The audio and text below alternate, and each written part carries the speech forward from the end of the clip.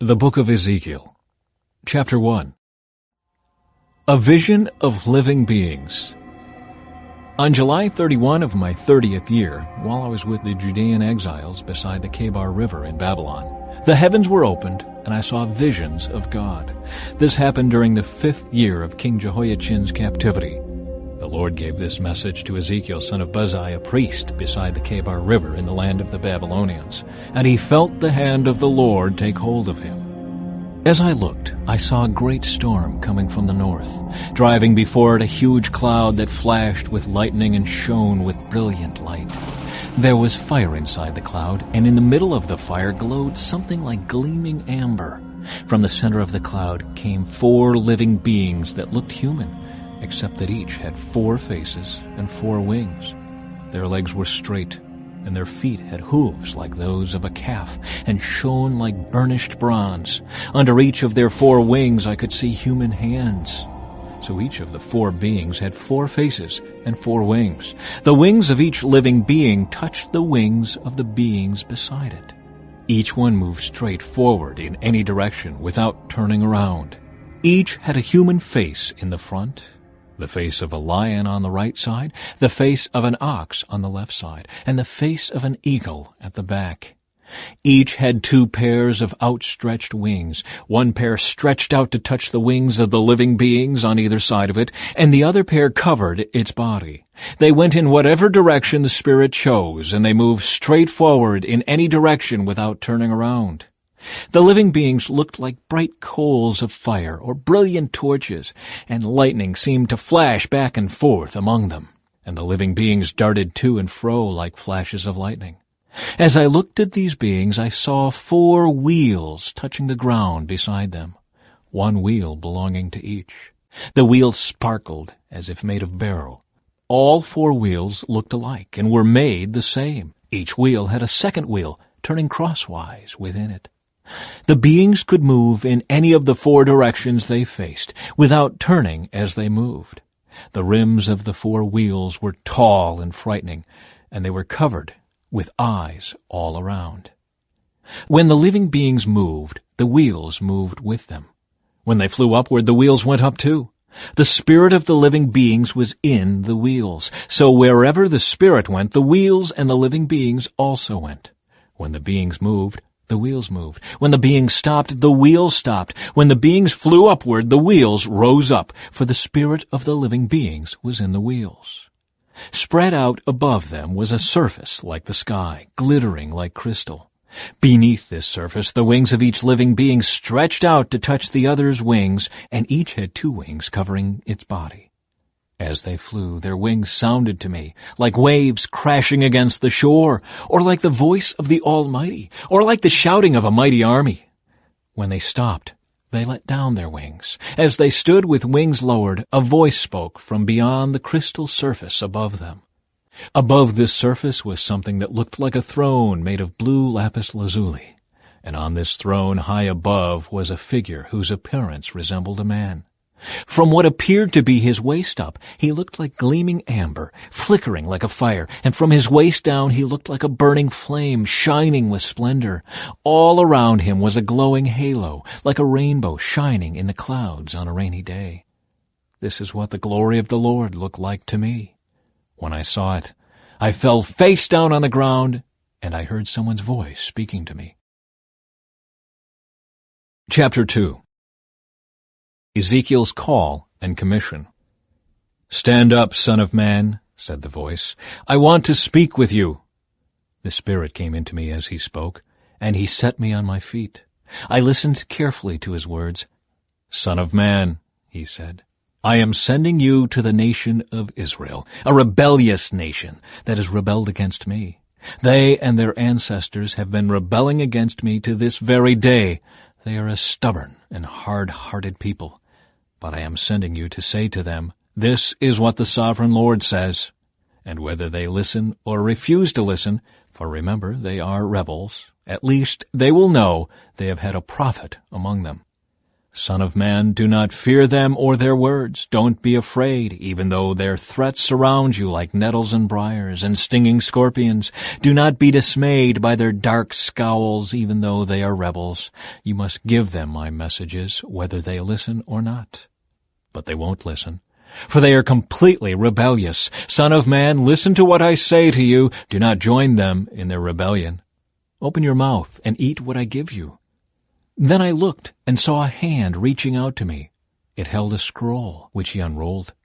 And I saw that both sides were covered with funeral songs, words of sorrow, and pronouncements of doom. Chapter 3. The voice said to me, Son of man, eat what I am giving you. Eat this scroll. Then go and give its message to the people of Israel. So I opened my mouth, and he fed me the scroll. Fill your stomach with this, he said. And when I ate it, it tasted as sweet as honey in my mouth. Then he said, Son of man, go to the people of Israel and give them my messages. I am not sending you to a foreign people whose language you cannot understand. No, I am not sending you to people with strange and difficult speech. If I did, they would listen. But the people of Israel won't listen to you any more than they listen to me, for the whole lot of them are hard-hearted and stubborn. But look, I have made you as obstinate and hard-hearted as they are. I have made your forehead as hard as the hardest rock. So don't be afraid of them or fear their angry looks, even though they are rebels. Then he added, Son of man, let all my words sink deep into your own heart first. Listen to them carefully for yourself. Then go to your people in exile and say to them, This is what the sovereign Lord says. Do this whether they listen to you or not. Then the Spirit lifted me up, and I heard a loud rumbling sound behind me. May the glory of the Lord be praised in his place. It was the sound of the wings of the living beings as they brushed against each other, and the rumbling of their wheels beneath them. The Spirit lifted me up and took me away. I went in bitterness and turmoil, but the Lord's hold on me was strong. Then I came to the colony of Judean exiles in Tel Abib beside the Kebar River. I was overwhelmed and sat among them for 7 days. A watchman for Israel. After 7 days, the Lord gave me a message. He said, Son of man, I have appointed you as a watchman for Israel. Whenever you receive a message from me, warn people immediately. If I warn the wicked, saying, You are under the penalty of death, but you fail to deliver the warning, they will die in their sins, and I will hold you responsible for their deaths. If you warn them and they refuse to repent and keep on sinning, they will die in their sins, but you will have saved yourself because you obeyed me. If righteous people turn away from their righteous behavior and ignore the obstacles I put in their way, they will die. And if you do not warn them, they will die in their sins. None of their righteous acts will be remembered, and I will hold you responsible for their deaths. But if you warn righteous people not to sin, and they listen to you and do not sin, they will live, and you will have saved yourself too. Then the Lord took hold of me and said, Get up and go out into the valley, and I will speak to you there. So I got up and went. And there I saw the glory of the Lord, just as I had seen in my first vision by the Kebar River. And I fell face down on the ground. Then the Spirit came into me and set me on my feet. He spoke to me and said, Go to your house and shut yourself in. There, Son of man, you will be tied with ropes, so you cannot go out among the people. And I will make your tongue stick to the roof of your mouth, so that you will be speechless and unable to rebuke them, for they are rebels. But when I give you a message, I will loosen your tongue and let you speak. Then you will say to them, This is what the sovereign Lord says. Those who choose to listen will listen, but those who refuse will refuse, for they are rebels. Chapter 4. A sign of the coming siege. And now, Son of man, take a large clay brick and set it down in front of you. Then draw a map of the city of Jerusalem on it. Show the city under siege. Build a wall around it so no one can escape. Set up the enemy camp and surround the city with siege ramps and battering rams. Then take an iron griddle and place it between you and the city. Turn toward the city and demonstrate how harsh the siege will be against Jerusalem. This will be a warning to the people of Israel. Now lie on your left side and place the sins of Israel on yourself. You are to bear their sins for the number of days you lie there on your side. I am requiring you to bear Israel's sins for 390 days, 1 day for each year of their sin. After that, turn over and lie on your right side for 40 days, 1 day for each year of Judah's sin. Meanwhile, keep staring at the siege of Jerusalem. Lie there with your arm bared and prophesy her destruction. I will tie you up with ropes, so you won't be able to turn from side to side until the days of your siege have been completed. Now go and get some wheat, barley, beans, lentils, millet, and emmer wheat, and mix them together in a storage jar. Use them to make bread for yourself during the 390 days you will be lying on your side.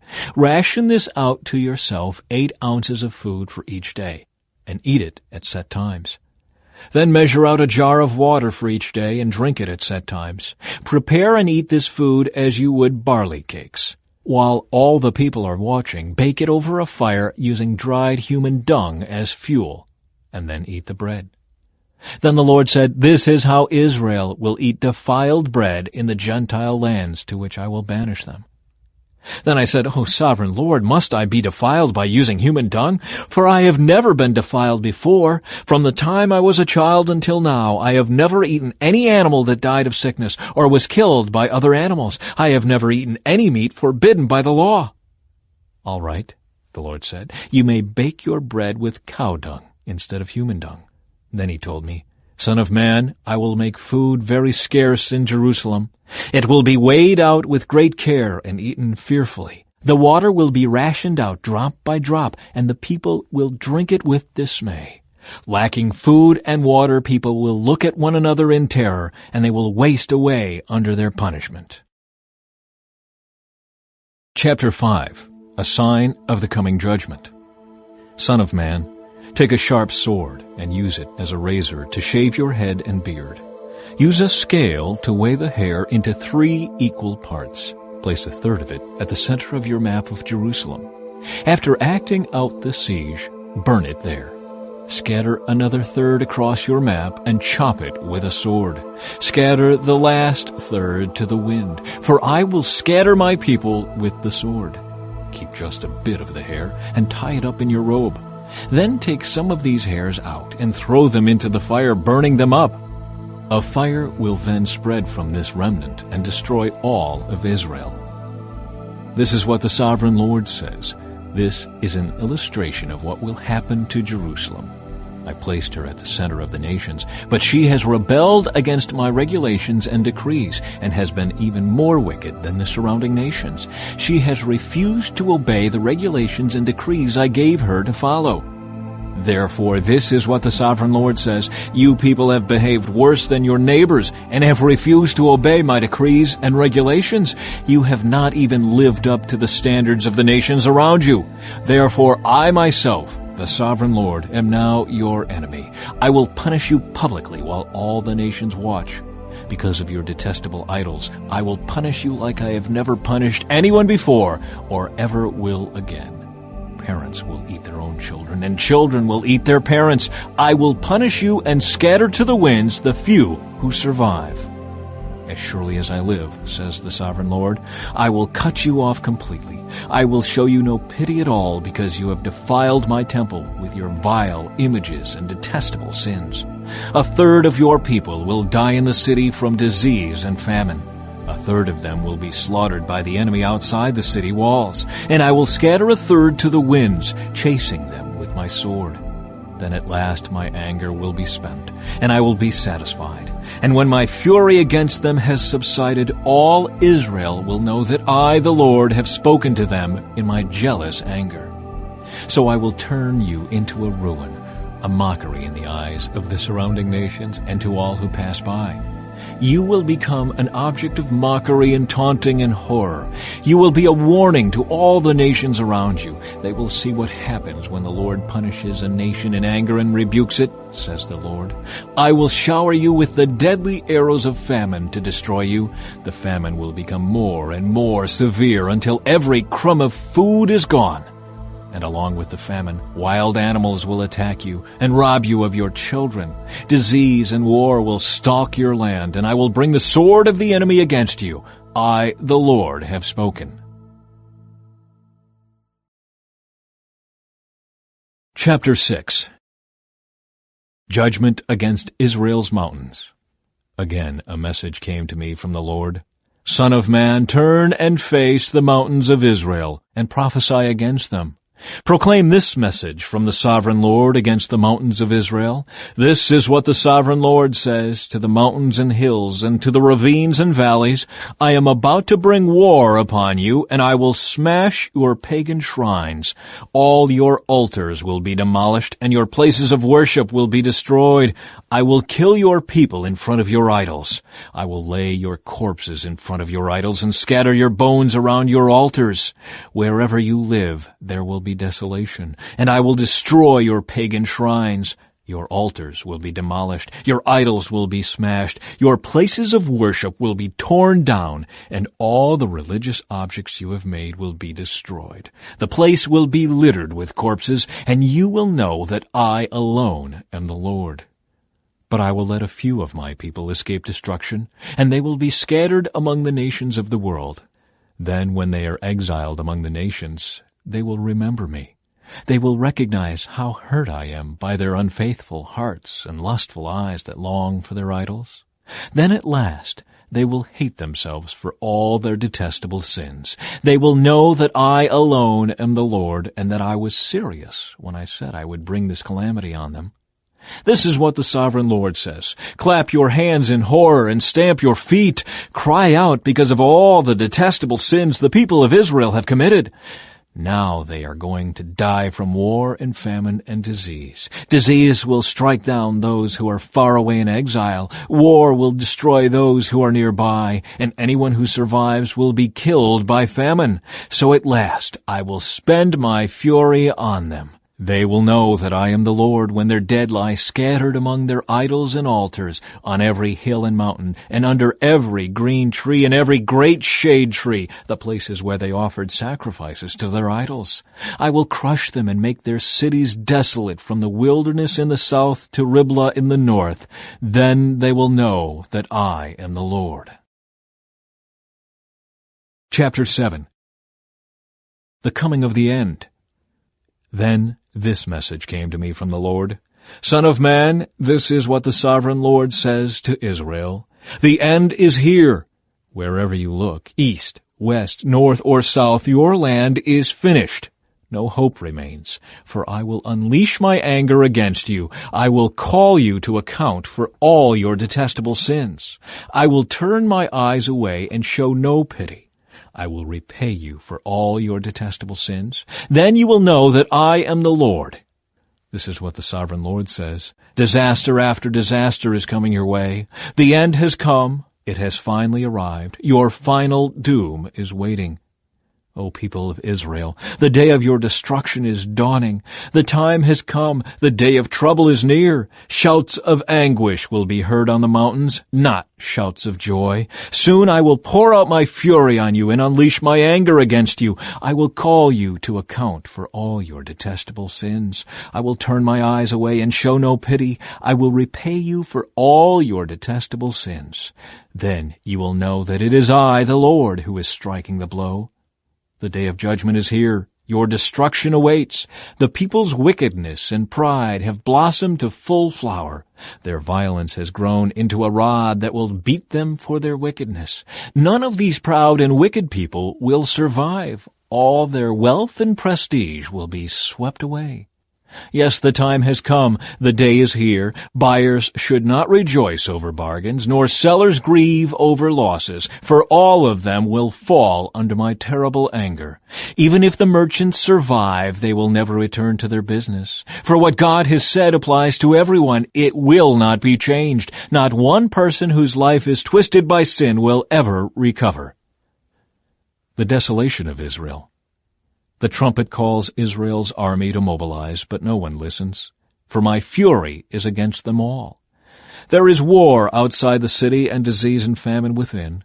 Those outside the city walls will be killed by enemy swords. Those inside the city will die of famine and disease. The survivors who escape to the mountains will moan like doves, weeping for their sins. Their hands will hang limp. Their knees will be weak as water. They will dress themselves in burlap. Horror and shame will cover them. They will shave their heads in sorrow and remorse. They will throw their money in the streets, tossing it out like worthless trash. Their silver and gold won't save them on that day of the Lord's anger. It will neither satisfy nor feed them, for their greed can only trip them up. They were proud of their beautiful jewelry and used it to make detestable idols and vile images. Therefore I will make all their wealth disgusting to them. I will give it as plunder to foreigners, to the most wicked of nations, and they will defile it. I will turn my eyes from them as these robbers invade and defile my treasured land. Prepare chains for my people, for the land is bloodied by terrible crimes. Jerusalem is filled with violence. I will bring the most ruthless of nations to occupy their homes. I will break down their proud fortresses and defile their sanctuaries. Terror and trembling will overcome my people. They will look for peace, but not find it. Calamity will follow calamity. Rumor will follow rumor. They will look in vain for a vision from the prophets. They will receive no teaching from the priests and no counsel from the leaders.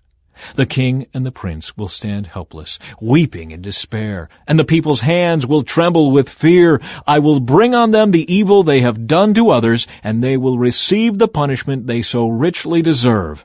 Then they will know that I am the Lord. Chapter 8. Idolatry in the Temple. Then, on September 17, during the 6th year of King Jehoiachin's captivity, while the leaders of Judah were in my home, the sovereign Lord took hold of me. I saw a figure that appeared to be a man. From what appeared to be his waist down, he looked like a burning flame. From the waist up, he looked like gleaming amber. He reached out what seemed to be a hand and took me by the hair. Then the Spirit lifted me up into the sky and transported me to Jerusalem in a vision from God. I was taken to the north gate of the inner courtyard of the temple, where there is a large idol that has made the Lord very jealous. Suddenly the glory of the God of Israel was there, just as I had seen it before in the valley. Then the Lord said to me, Son of man, look toward the north. So I looked, and there to the north, beside the entrance to the gate near the altar, stood the idol that had made the Lord so jealous. Son of man, he said, do you see what they are doing? Do you see the detestable sins the people of Israel are committing to drive me from my temple? But come, and you will see even more detestable sins than these. Then he brought me to the door of the temple courtyard, where I could see a hole in the wall. He said to me, Now, son of man, dig into the wall.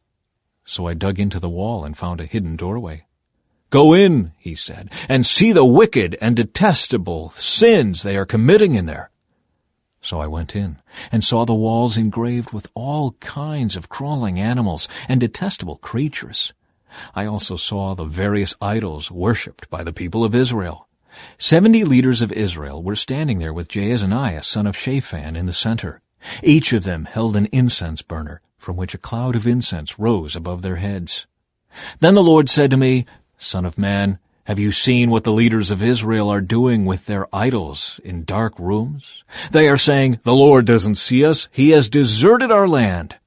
Then the Lord added, Come, and I will show you even more detestable sins than these. He brought me to the north gate of the Lord's temple, and some women were sitting there, weeping for the god Tammuz. Have you seen this? He asked. But I will show you even more detestable sins than these.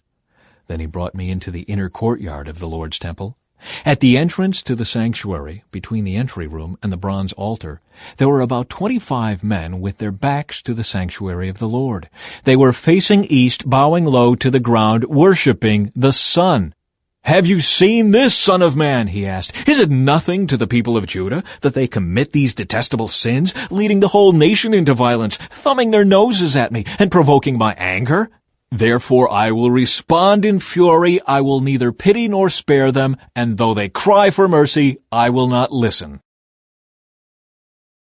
Chapter 9. The Slaughter of Idolaters. Then the Lord thundered, Bring on the men appointed to punish the city. Tell them to bring their weapons with them. 6 men soon appeared from the upper gate that faces north, each carrying a deadly weapon in his hand. With them was a man dressed in linen, who carried a writer's case at his side. They all went into the temple courtyard and stood beside the bronze altar. Then the glory of the God of Israel rose up from between the cherubim, where it had rested, and moved to the entrance of the temple. And the Lord called to the man dressed in linen who was carrying the writer's case. He said to him, "Walk through the streets of Jerusalem, and put a mark on the foreheads of all who weep and sigh, because of the detestable sins being committed in their city." Then I heard the Lord say to the other men, "Follow him through the city, and kill everyone whose forehead is not marked. Show no mercy, have no pity. Kill them all, old and young, girls and women and little children. But do not touch anyone with the mark. Begin right here at the temple." So they began by killing the 70 leaders. "Defile the temple," the Lord commanded. "Fill its courtyards with corpses. Go!" So they went and began killing throughout the city.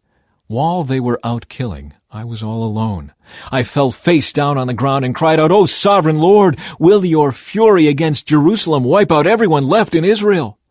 Then he said to me, "The sins of the people of Israel and Judah are very, very great. The entire land is full of murder. The city is filled with injustice. They are saying, 'The Lord doesn't see it. The Lord has abandoned the land.' So I will not spare them or have any pity on them.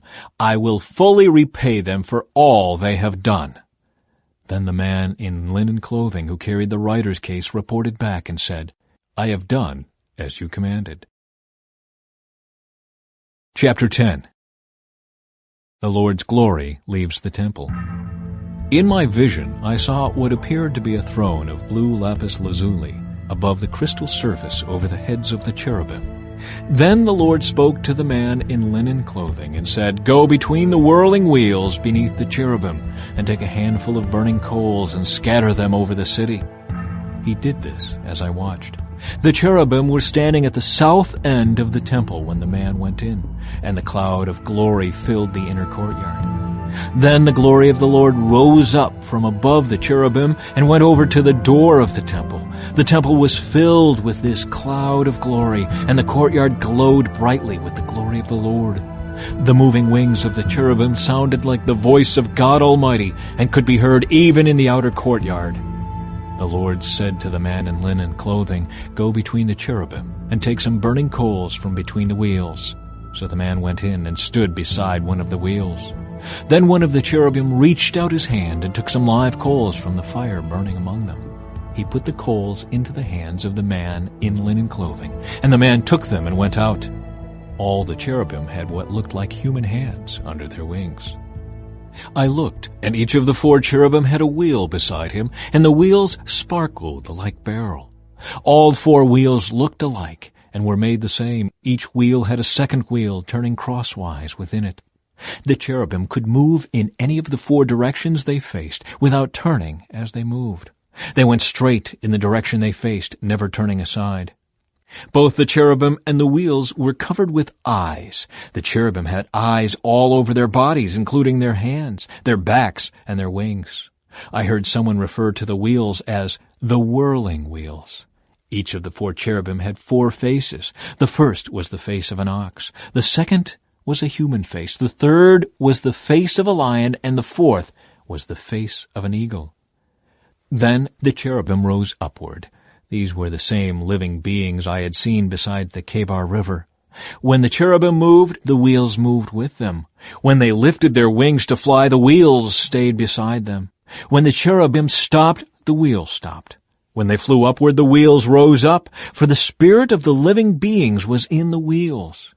Then the glory of the Lord moved out from the door of the temple and hovered above the cherubim. And as I watched, the cherubim flew with their wheels to the east gate of the Lord's temple, and the glory of the God of Israel hovered above them. These were the same living beings I had seen beneath the God of Israel when I was by the Kebar River. I knew they were cherubim, for each had 4 faces and 4 wings and what looked like human hands under their wings. And their faces were just like the faces of the beings I had seen at the Kebar, and they traveled straight ahead, just as the others had. Chapter 11. Judgment on Israel's leaders. Then the Spirit lifted me and brought me to the east gateway of the Lord's temple, where I saw 25 prominent men of the city. Among them were Jaazaniah son of Azar and Pelatiah son of Benaiah, who were leaders among the people. The Spirit said to me, "Son of man, these are the men who are planning evil and giving wicked counsel in this city. They say to the people, 'Is it not a good time to build houses? This city is like an iron pot. We are safe inside it like meat in a pot.' Therefore, Son of man, prophesy against them loudly and clearly." Then the Spirit of the Lord came upon me, and he told me to say, "This is what the Lord says to the people of Israel. I know what you are saying, for I know every thought that comes into your minds. You have murdered many in this city and filled its streets with the dead. Therefore, this is what the Sovereign Lord says. This city is an iron pot, all right, but the pieces of meat are the victims of your injustice. As for you, I will soon drag you from this pot. I will bring on you the sword of war you so greatly fear, says the Sovereign Lord. I will drive you out of Jerusalem and hand you over to foreigners, who will carry out my judgments against you. You will be slaughtered all the way to the borders of Israel. I will execute judgment on you, and you will know that I am the Lord. No, this city will not be an iron pot for you, and you will not be like meat safe inside it. I will judge you even to the borders of Israel, and you will know that I am the Lord. For you have refused to obey my decrees and regulations. Instead, you have copied the standards of the nations around you." While I was still prophesying, Pelatiah, son of Benaiah, suddenly died. Then I fell face down on the ground and cried out, "O Sovereign Lord, are you going to kill everyone in Israel?" Hope for exiled Israel. Then this message came to me from the Lord, "Son of man, the people still left in Jerusalem are talking about you and your relatives and all the people of Israel who are in exile. They are saying, 'Those people are far away from the Lord, so now he has given their land to us.' Therefore tell the exiles, this is what the Sovereign Lord says, although I have scattered you in the countries of the world, I will be a sanctuary to you during your time in exile.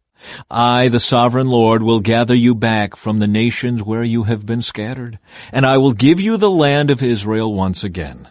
When the people return to their homeland, they will remove every trace of their vile images and detestable idols, and I will give them singleness of heart and put a new spirit within them. I will take away their stony, stubborn heart and give them a tender, responsive heart, so they will obey my decrees and regulations. Then they will truly be my people, and I will be their God. But as for those who long for vile images and detestable idols, I will repay them fully for their sins. I, the Sovereign Lord, have spoken." The Lord's glory leaves Jerusalem. Then the cherubim lifted their wings and rose into the air with their wheels beside them, and the glory of the God of Israel hovered above them. Then the glory of the Lord went up from the city and stopped above the mountain to the east. Afterward, the Spirit of God carried me back again to Babylonia, to the people in exile there. And so ended the vision of my visit to Jerusalem, and I told the exiles everything the Lord had shown me. Chapter 12. Signs of the Coming Exile. Again a message came to me from the Lord. "Son of man, you live among rebels who have eyes but refuse to see. They have ears but refuse to hear, for they are a rebellious people. So now, son of man, pretend you are being sent into exile. Pack the few items an exile could carry and leave your home to go somewhere else. Do this right in front of the people so they can see you. For perhaps they will pay attention to this, even though they are such rebels. Bring your baggage outside during the day so they can watch you. Then in the evening, as they are watching, leave your house as captives do when they begin a long march to distant lands. Dig a hole through the wall while they are watching and go out through it. As they watch, lift your pack to your shoulders and walk away into the night. Cover your face so you cannot see the land you are leaving. For I have made you a sign for the people of Israel." So I did as I was told. In broad daylight, I brought my pack outside, filled with the things I might carry into exile. Then in the evening, while the people looked on, I dug through the wall with my hands and went out into the night with my pack on my shoulder. The next morning, this message came to me from the Lord. Son of man, these rebels, the people of Israel, have asked you what all this means. Say to them, this is what the sovereign Lord says. These actions contain a message for King Zedekiah in Jerusalem and for all the people of Israel. Explain that your actions are a sign to show what will soon happen to them, for they will be driven into exile as captives. Even Zedekiah will leave Jerusalem at night through a hole in the wall, taking only what he can carry with him. He will cover his face, and his eyes will not see the land he is leaving. Then I will throw my net over him and capture him in my snare. I will bring him to Babylon, the land of the Babylonians, though he will never see it, and he will die there. I will scatter his servants and warriors to the four winds, and send the sword after them. And when I scatter them among the nations, they will know that I am the Lord. But I will spare a few of them from death by war, famine, or disease, so they can confess all their detestable sins to their captors. Then they will know that I am the Lord. Then this message came to me from the Lord. Son of man, tremble as you eat your food. Shake with fear as you drink your water. Tell the people, this is what the sovereign Lord says concerning those living in Israel and Jerusalem. They will eat their food with trembling and sip their water in despair, for their land will be stripped bare because of their violence. The cities will be destroyed and the farmland made desolate. Then you will know that I am the Lord. A new proverb for Israel. Again, a message came to me from the Lord. Son of man, you've heard that proverb they quote in Israel. Time passes and prophecies come to nothing. Tell the people, this is what the sovereign Lord says. I will put an end to this proverb, and you will soon stop quoting it. Now give them this new proverb to replace the old one. The time has come for every prophecy to be fulfilled.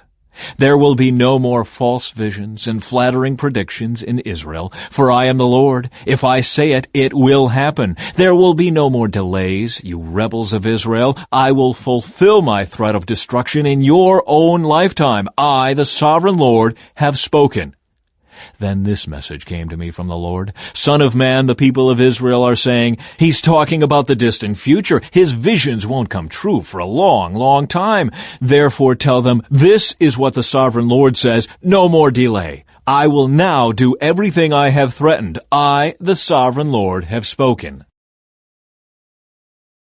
Chapter 13.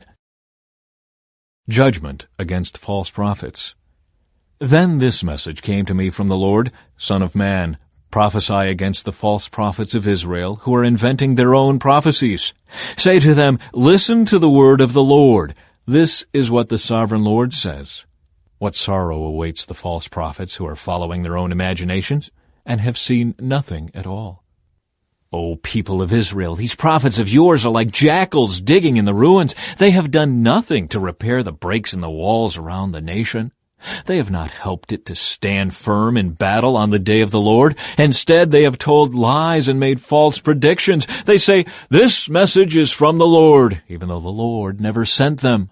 And yet they expect him to fulfill their prophecies. Can your visions be anything but false if you claim this message is from the Lord, when I have not even spoken to you?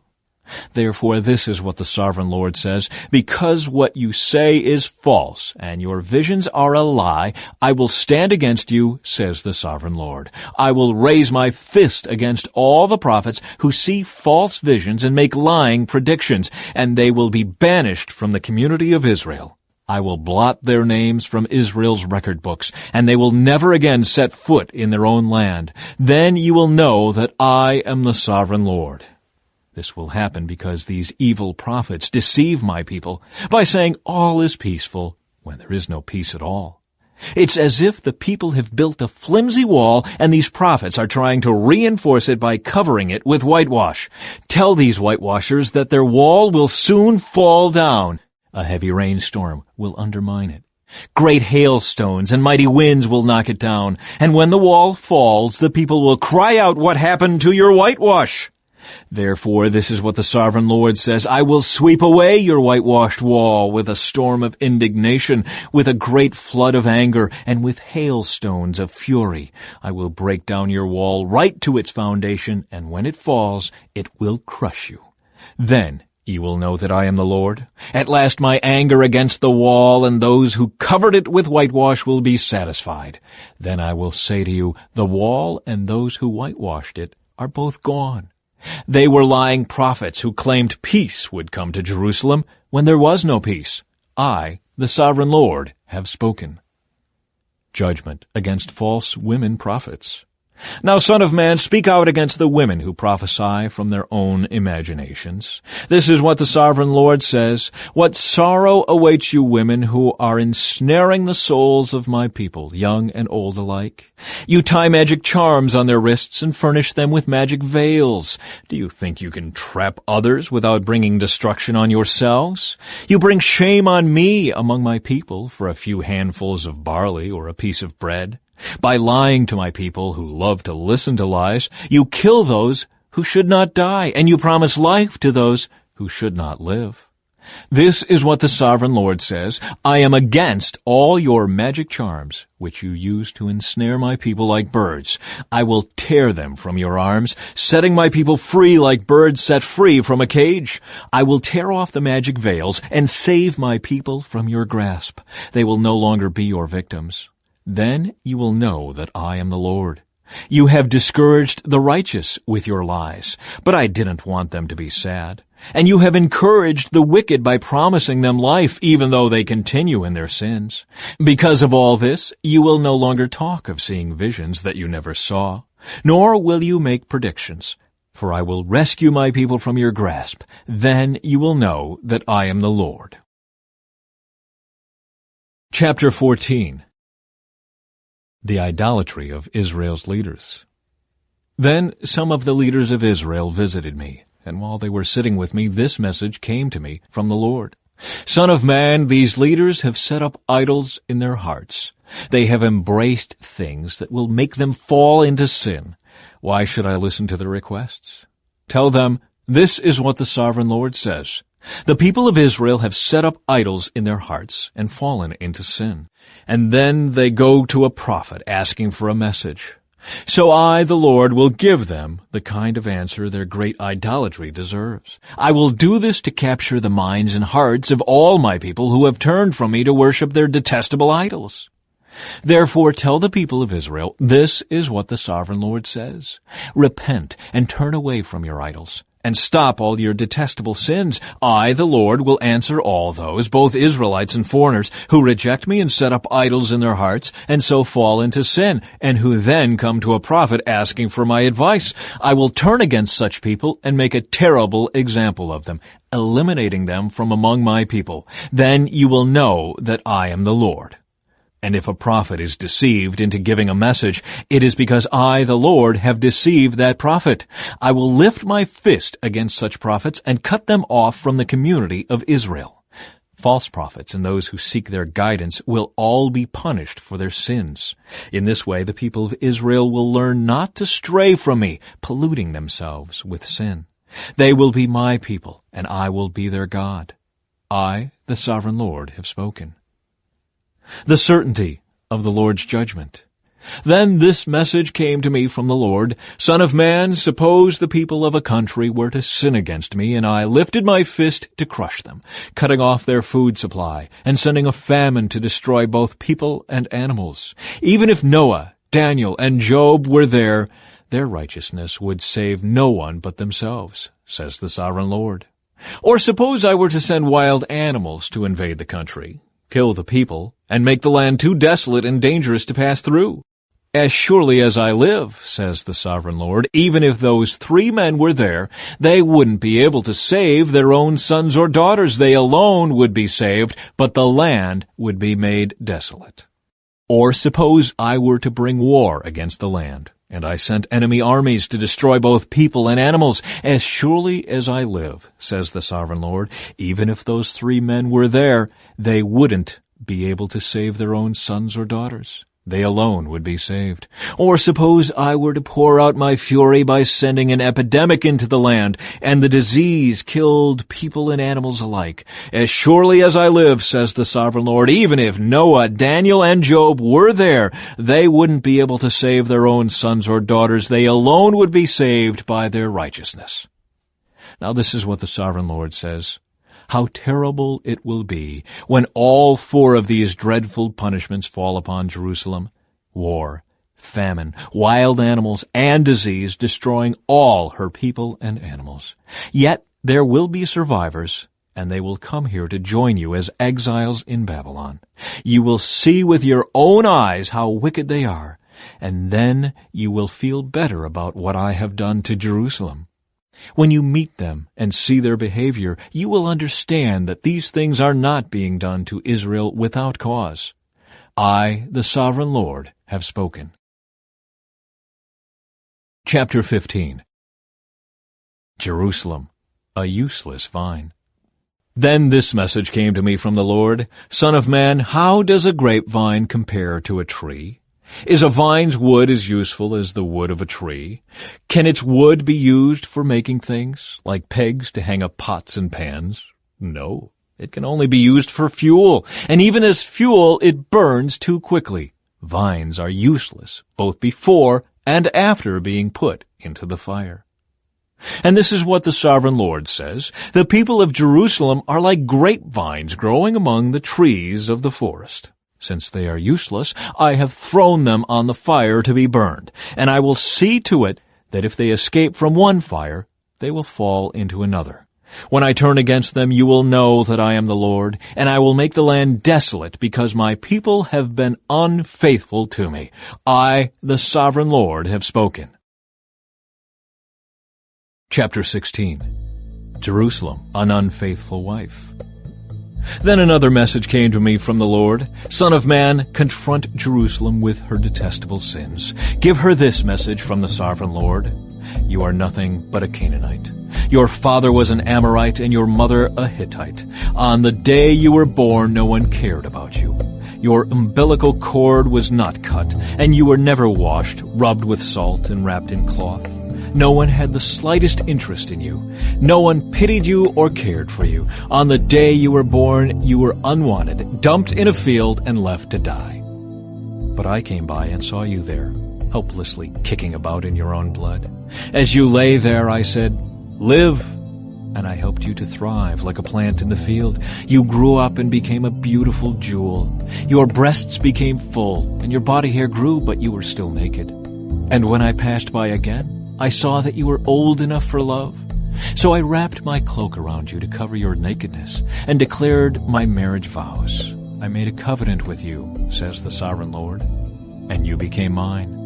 Then I bathed you and washed off your blood, and I rubbed fragrant oils into your skin. I gave you expensive clothing of fine linen and silk, beautifully embroidered, and sandals made of fine goatskin leather.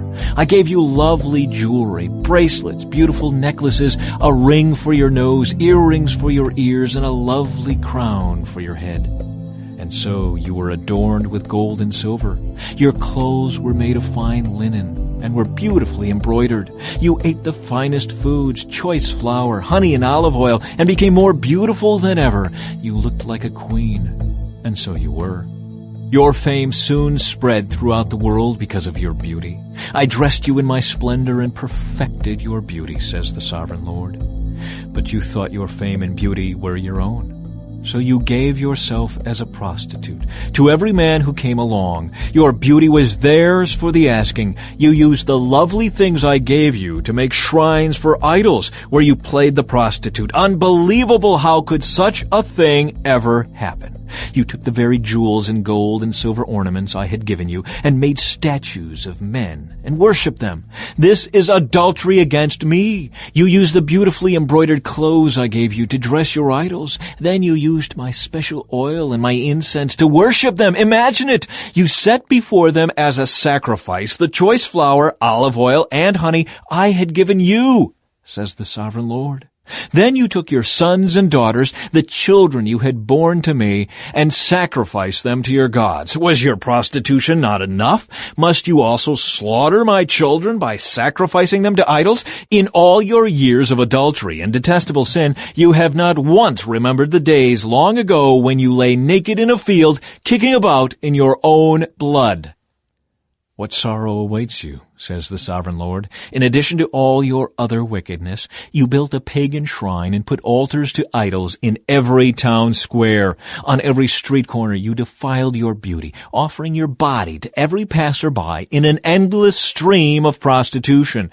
Then you added lustful Egypt to your lovers, provoking my anger with your increasing promiscuity.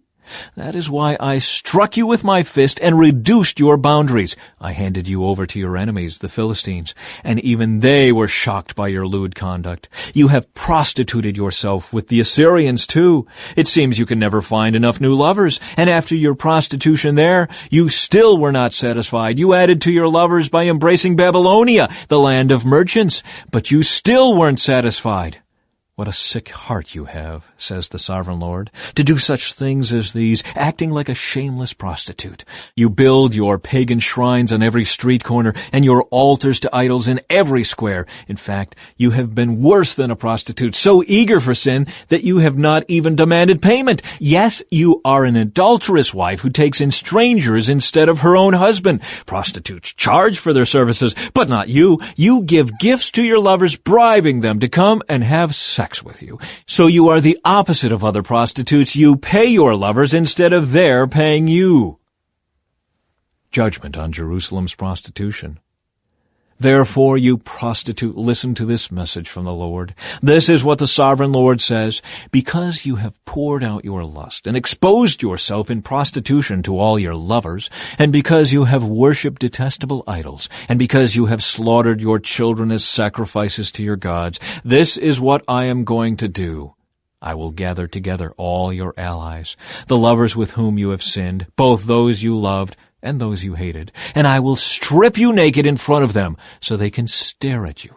I will punish you for your murder and adultery. I will cover you with blood in my jealous fury. Then I will give you to these many nations who are your lovers, and they will destroy you. They will knock down your pagan shrines and the altars to your idols. They will strip you and take your beautiful jewels, leaving you stark naked. They will band together in a mob to stone you and cut you up with swords. They will burn your homes and punish you in front of many women. I will stop your prostitution and end your payments to your many lovers.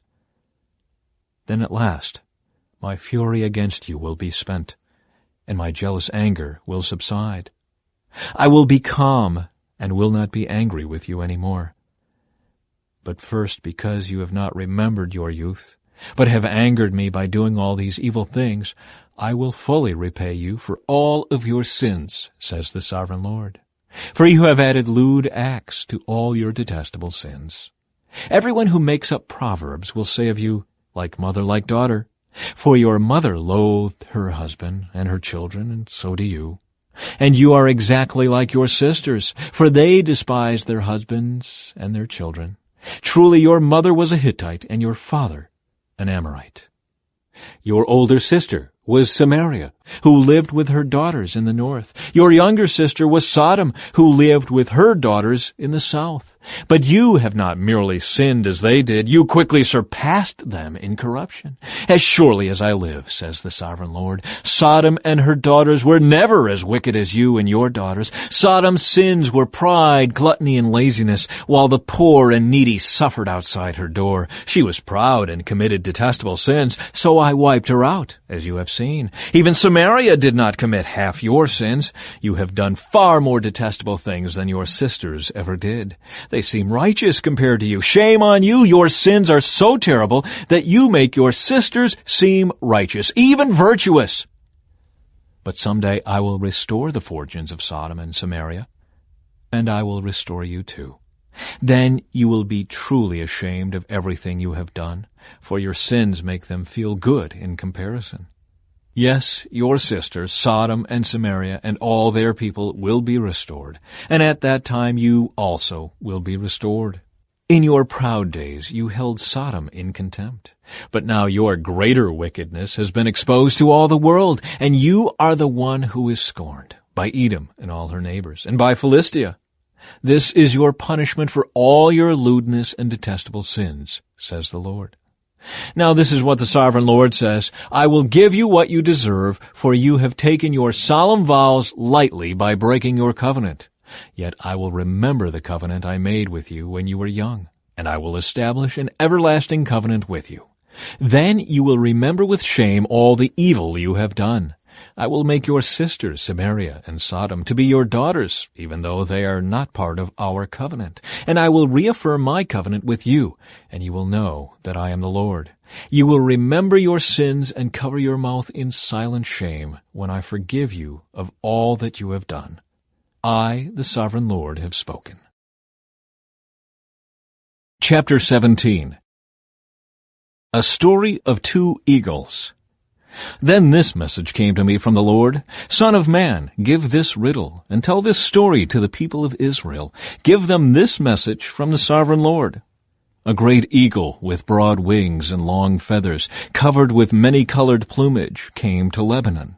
He seized the top of a cedar tree and plucked off its highest branch. He carried it away to a city filled with merchants. He planted it in a city of traders. He also took a seedling from the land and planted it in fertile soil. He placed it beside a broad river where it could grow like a willow tree. It took root there and grew into a low spreading vine. Its branches turned up toward the eagle, and its roots grew down into the ground. It produced strong branches and put out shoots. But then another great eagle came with broad wings and full plumage. So the vine now sent its roots and branches toward him for water, even though it was already planted in good soil and had plenty of water so it could grow into a splendid vine and produce rich leaves and luscious fruit. So now the sovereign Lord asks, will this vine grow and prosper? No, I will pull it up, roots and all. I will cut off its fruit and let its leaves wither and die. I will pull it up easily without a strong arm or a large army. But when the vine is transplanted, will it thrive? No, it will wither away when the east wind blows against it. It will die in the same good soil where it had grown so well. The riddle explained. Then this message came to me from the Lord. Say to these rebels of Israel, don't you understand the meaning of this riddle of the eagles? The king of Babylon came to Jerusalem, took away her king and princes, and brought them to Babylon. He made a treaty with a member of the royal family and forced him to take an oath of loyalty. He also exiled Israel's most influential leaders, so Israel would not become strong again in revolt. Only by keeping her treaty with Babylon could Israel survive. Nevertheless, this man of Israel's royal family rebelled against Babylon, sending ambassadors to Egypt to request a great army and many horses. Can Israel break her sworn treaties like that and get away with it? No, for as surely as I live, says the sovereign Lord, the king of Israel will die in Babylon, the land of the king who put him in power and whose treaty he disregarded and broke. Pharaoh and all his mighty army will fail to help Israel when the king of Babylon lays siege to Jerusalem again and destroys many lives.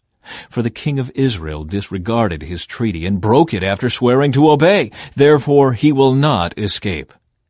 So this is what the sovereign Lord says, as surely as I live, I will punish him for breaking my covenant and disregarding the solemn oath he made in my name. I will throw my net over him and capture him in my snare. I will bring him to Babylon and put him on trial for this treason against me. And all his best warriors will be killed in battle, and those who survive will be scattered to the four winds. Then you will know that I, the Lord, have spoken. This is what the sovereign Lord says. I will take a branch from the top of a tall cedar, and I will plant it on the top of Israel's highest mountain. It will become a majestic cedar, sending forth its branches and producing seed. Birds of every sort will nest in it, finding shelter in the shade of its branches. And all the trees will know that it is I, the Lord, who cuts the tall tree down and makes the short tree grow tall. It is I who makes the green tree wither and gives the dead tree new life. I, the Lord, have spoken, and I will do what I said. Chapter 18. The Justice of a Righteous God. Then another message came to me from the Lord. Why do you quote this proverb concerning the land of Israel? The parents have eaten sour grapes, but their children's mouths pucker at the taste. As surely as I live, says the sovereign Lord, you will not quote this proverb any more in Israel.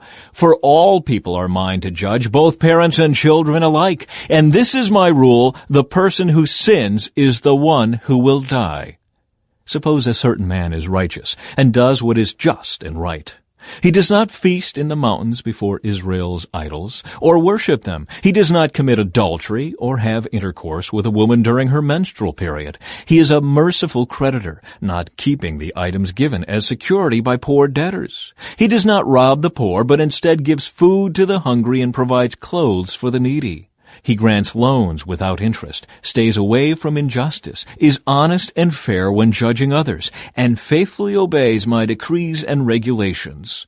Anyone who does these things is just and will surely live, says the sovereign Lord. But suppose that man has a son who grows up to be a robber or murderer and refuses to do what is right, and that son does all the evil things his father would never do. He worships idols on the mountains, commits adultery, oppresses the poor and helpless, steals from debtors by refusing to let them redeem their security, worships idols, commits detestable sins, and lends money at excessive interest. Should such a sinful person live? No, he must die and must take full blame. But suppose that sinful son, in turn, has a son who sees his father's wickedness and decides against that kind of life. This son refuses to worship idols on the mountains and does not commit adultery. He does not exploit the poor, but instead is fair to debtors and does not rob them. He gives food to the hungry and provides clothes for the needy. He helps the poor, does not lend money at interest, and obeys all my regulations and decrees. Such a person will not die because of his father's sins. He will surely live. But the father will die for his many sins, for being cruel, robbing people, and doing what was clearly wrong among his people. What, you ask? Doesn't the child pay for the parent's sins? No, for if the child does what is just and right and keeps my decrees, that child will surely live. The person who sins is the one who will die. The child will not be punished for the parent's sins, and the parent will not be punished for the child's sins. Righteous people will be rewarded for their own righteous behavior, and wicked people will be punished for their own wickedness. But if wicked people turn away from all their sins and begin to obey my decrees and do what is just and right, they will surely live and not die. All their past sins will be forgotten, and they will live because of the righteous things they have done. Do you think that I like to see wicked people die, says the sovereign Lord? Of course not. I want them to turn from their wicked ways and live. However, if righteous people turn from their righteous behavior and start doing sinful things and act like other sinners, should they be allowed to live? No, of course not. All their righteous acts will be forgotten, and they will die for their sins. Yet you say, the Lord isn't doing what's right. Listen to me, O people of Israel. Am I the one not doing what's right, or is it you? When righteous people turn from their righteous behavior and start doing sinful things, they will die for it. Yes, they will die because of their sinful deeds. And if wicked people turn from their wickedness, obey the law, and do what is just and right, they will save their lives. They will live because they thought it over and decided to turn from their sins. Such people will not die. And yet the people of Israel keep saying, the Lord isn't doing what's right. O people of Israel, it is you who are not doing what's right, not I. Therefore, I will judge each of you, O people of Israel, according to your actions, says the sovereign Lord. Repent and turn from your sins. Don't let them destroy you. Put all your rebellion behind you and find yourselves a new heart and a new spirit. For why should you die, O people of Israel? I don't want you to die, says the sovereign Lord. Turn back and live. Chapter 19. A funeral song for Israel's kings. Sing this funeral song for the princes of Israel. What is your mother? A lioness among lions. She laid down among the young lions and reared her cubs. She raised one of her cubs to become a strong young lion. He learned to hunt and devour prey, and he became a man-eater. Then the nations heard about him, and he was trapped in their pit. They led him away with hooks to the land of Egypt. When the lioness saw that her hopes for him were gone, she took another of her cubs and taught him to be a strong young lion. He prowled among the other lions and stood out among them in his strength. He learned to hunt and devour prey, and he too became a man-eater. He demolished fortresses and destroyed their towns and cities. Their farms were desolated, and their crops were destroyed. The land and its people trembled in fear when they heard him roar. Then the armies of the nations attacked him, surrounding him from every direction. They threw a net over him and captured him in their pit. With hooks they dragged him into a cage and brought him before the king of Babylon. They held him in captivity, so his voice could never again be heard on the mountains of Israel. Your mother was like a vine planted by the water's edge. It had lush green foliage because of the abundant water. Its branches became strong enough to be a ruler's scepter. It grew very tall, towering above all others. It stood out because of its height and its many lush branches. But the vine was uprooted in fury and thrown down to the ground. The desert wind dried up its fruit and tore off its strong branches, so that it withered and was destroyed by fire. Now the vine is transplanted to the wilderness, where the ground is hard and dry. A fire has burst out from its branches and devoured its fruit. Its remaining limbs are not strong enough to be a ruler's scepter. This is a funeral song, and it will be used in a funeral. Chapter 20. The Rebellion of Israel. On August 14, during the 7th year of King Jehoiachin's captivity, some of the leaders of Israel came to request a message from the Lord. They sat down in front of me to wait for his reply. Then this message came to me from the Lord. Son of man, tell the leaders of Israel, this is what the sovereign Lord says. How dare you come to ask me for a message? As surely as I live, says the sovereign Lord, I will tell you nothing. Son of man, bring charges against them and condemn them. Make them realize how detestable the sins of their ancestors really were. Give them this message from the sovereign Lord. When I chose Israel, when I revealed myself to the descendants of Jacob in Egypt, I took a solemn oath that I, the Lord, would be their God. I took a solemn oath that day that I would bring them out of Egypt to a land I had discovered and explored for them, a good land, a land flowing with milk and honey, the best of all lands anywhere. Then I said to them, each of you, get rid of the vile images you are so obsessed with. Do not defile yourselves with the idols of Egypt, for I am the Lord your God. But they rebelled against me and would not listen. They did not get rid of the vile images they were obsessed with, or forsake the idols of Egypt. Then I threatened to pour out my fury on them to satisfy my anger while they were still in Egypt. But I didn't do it, for I acted to protect the honor of my name. I would not allow shame to be brought on my name among the surrounding nations who saw me reveal myself by bringing the Israelites out of Egypt. So I brought them out of Egypt and led them into the wilderness. There I gave them my decrees and regulations, so they could find life by keeping them. And I gave them my Sabbath days of rest as a sign between them and me. It was to remind them that I am the Lord, who had set them apart to be holy. But the people of Israel rebelled against me, and they refused to obey my decrees there in the wilderness. They wouldn't obey my regulations, even though obedience would have given them life. They also violated my Sabbath days. So I threatened to pour out my fury on them, and I made plans to utterly consume them in the wilderness. But again I held back in order to protect the honor of my name before the nations who had seen my power in bringing Israel out of Egypt. But I took a solemn oath against them in the wilderness. I swore I would not bring them into the land I had given them, a land flowing with milk and honey, the most beautiful place on earth. For they had rejected my regulations, refused to follow my decrees, and violated my Sabbath days. Their hearts were given to their idols. Nevertheless, I took pity on them and held back from destroying them in the wilderness. Then I warned their children not to follow in their parents' footsteps, defiling themselves with their idols. I am the Lord your God, I told them. Follow my decrees, pay attention to my regulations, and keep my Sabbath days holy, for they are a sign to remind you that I am the Lord your God. But their children too rebelled against me. They refused to keep my decrees and follow my regulations, even though obedience would have given them life. And they also violated my Sabbath days. So again I threatened to pour out my fury on them in the wilderness. Nevertheless, I withdrew my judgment against them to protect the honor of my name before the nations that had seen my power in bringing them out of Egypt.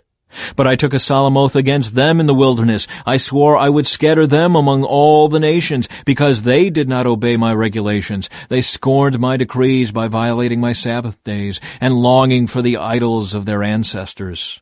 I gave them over to worthless decrees and regulations that would not lead to life. I let them pollute themselves with the very gifts I had given them, and I allowed them to give their firstborn children as offerings to their gods, so I might devastate them and remind them that I alone am the Lord. Judgment and restoration. Therefore, Son of Man, give the people of Israel this message from the Sovereign Lord.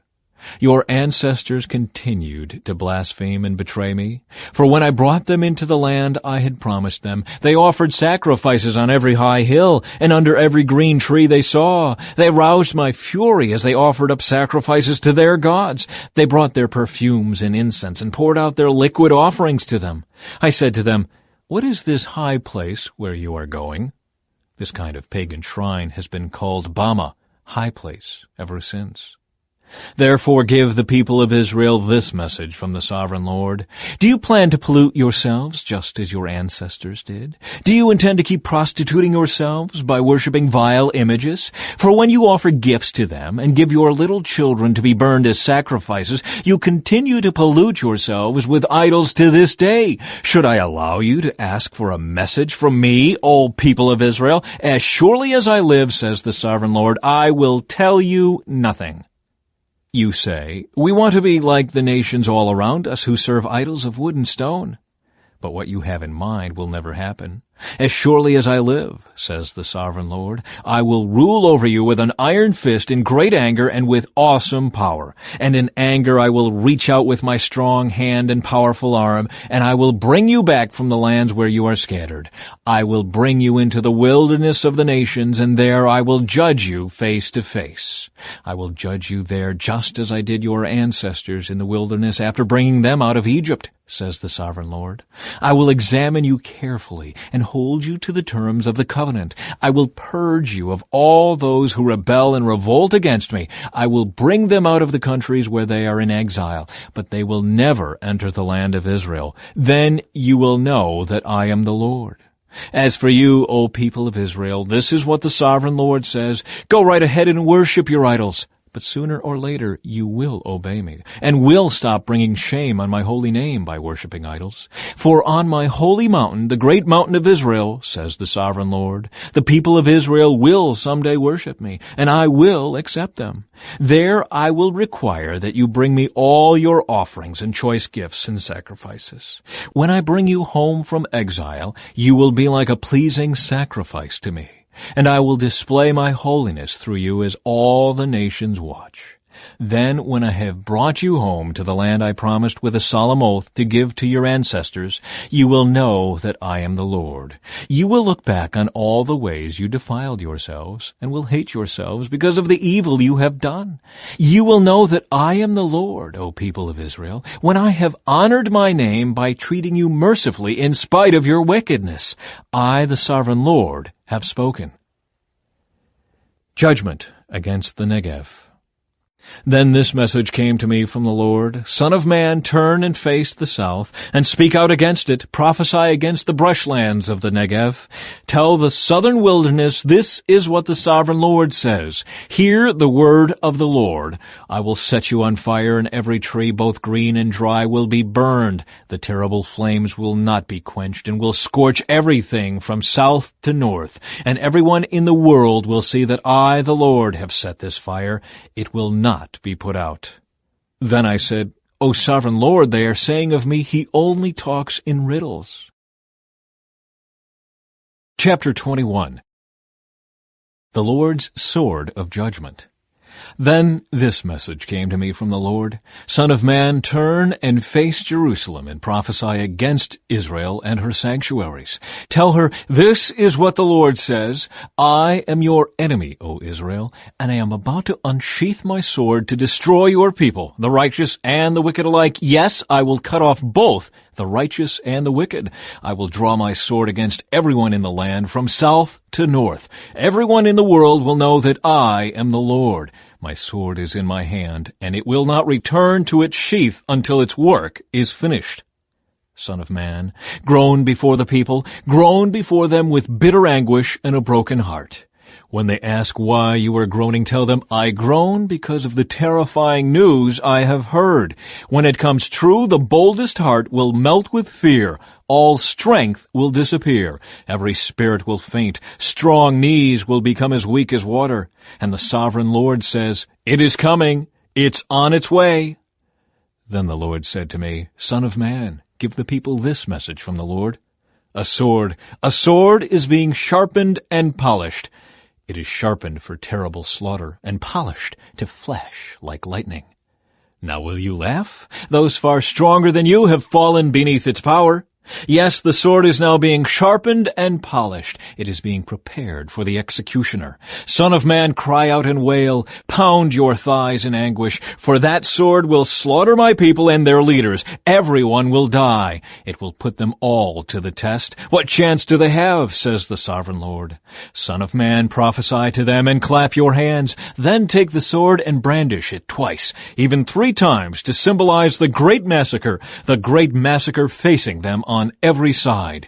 Let their hearts melt with terror, for the sword glitters at every gate. It flashes like lightning and is polished for slaughter.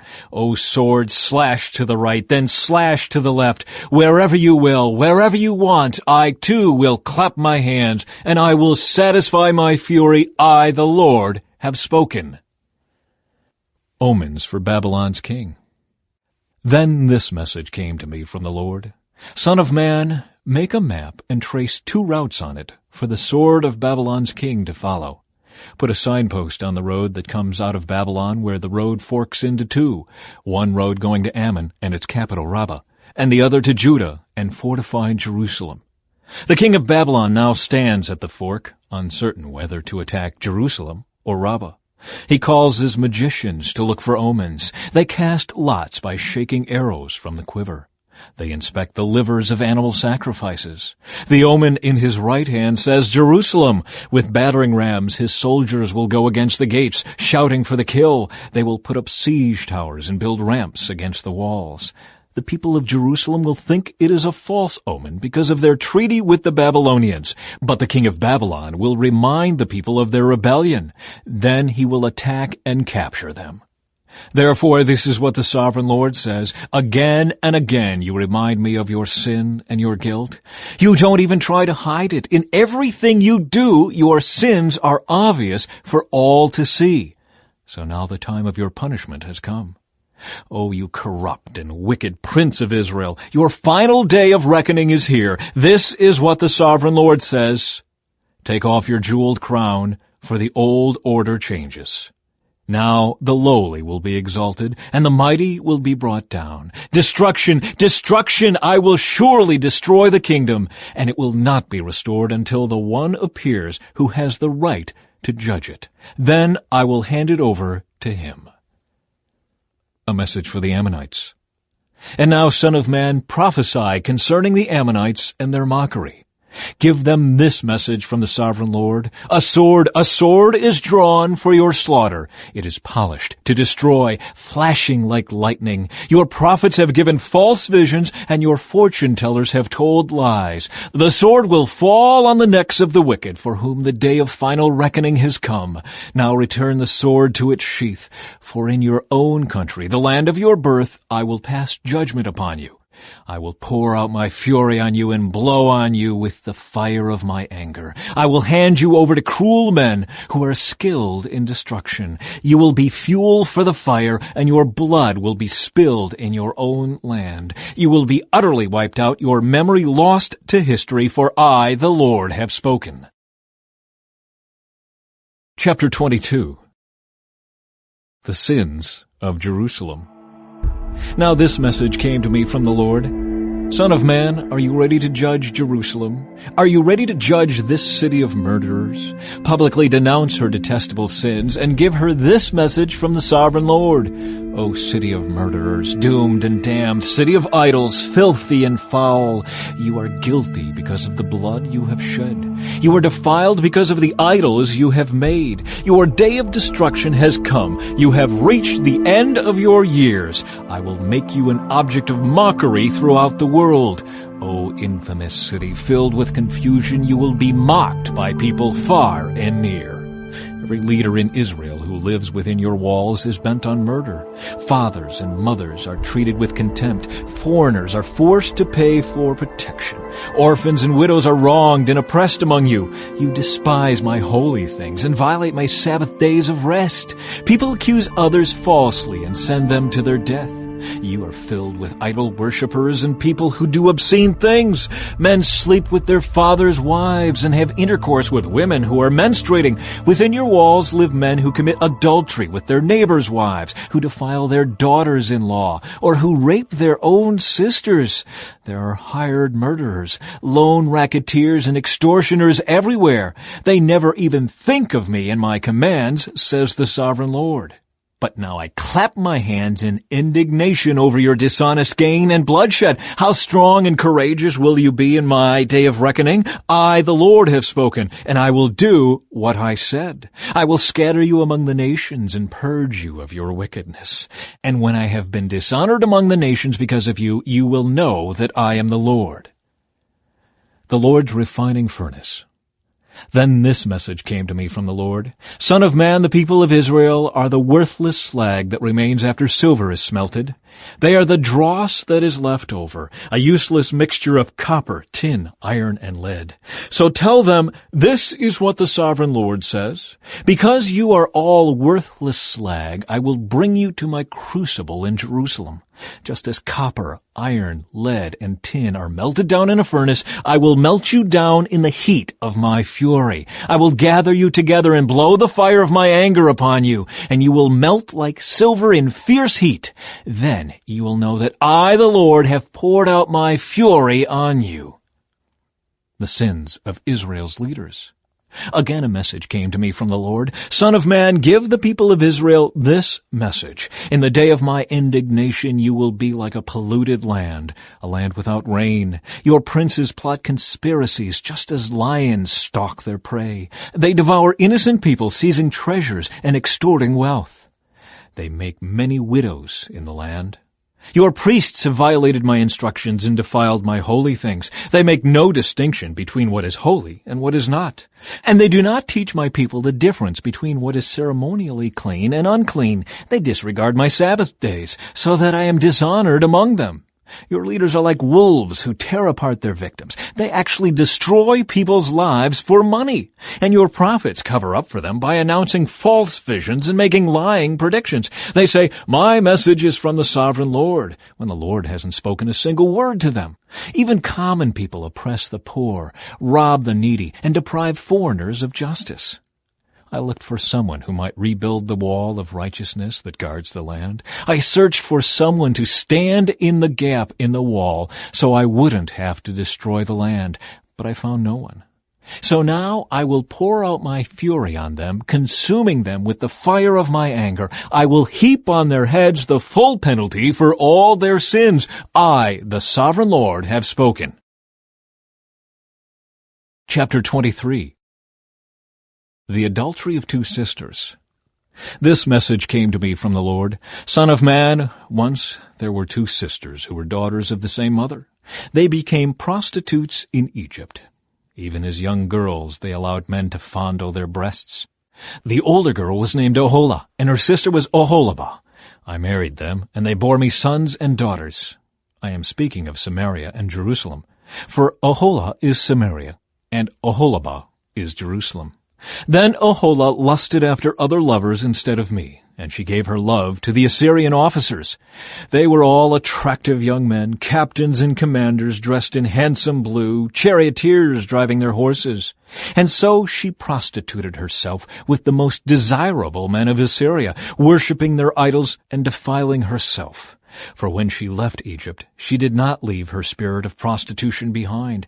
She was still as lewd as in her youth, when the Egyptians slept with her, fondled her breasts, and used her as a prostitute. And so I handed her over to her Assyrian lovers, whom she desired so much. They stripped her, took away her children as their slaves, and then killed her. After she received her punishment, her reputation was known to every woman in the land. Yet, even though Oholibah saw what had happened to Oholah, her sister, she followed right in her footsteps. And she was even more depraved, abandoning herself to her lust and prostitution. She fawned over all the Assyrian officers, those captains and commanders in handsome uniforms, those charioteers driving their horses, all of them attractive young men. I saw the way she was going, defiling herself just like her older sister.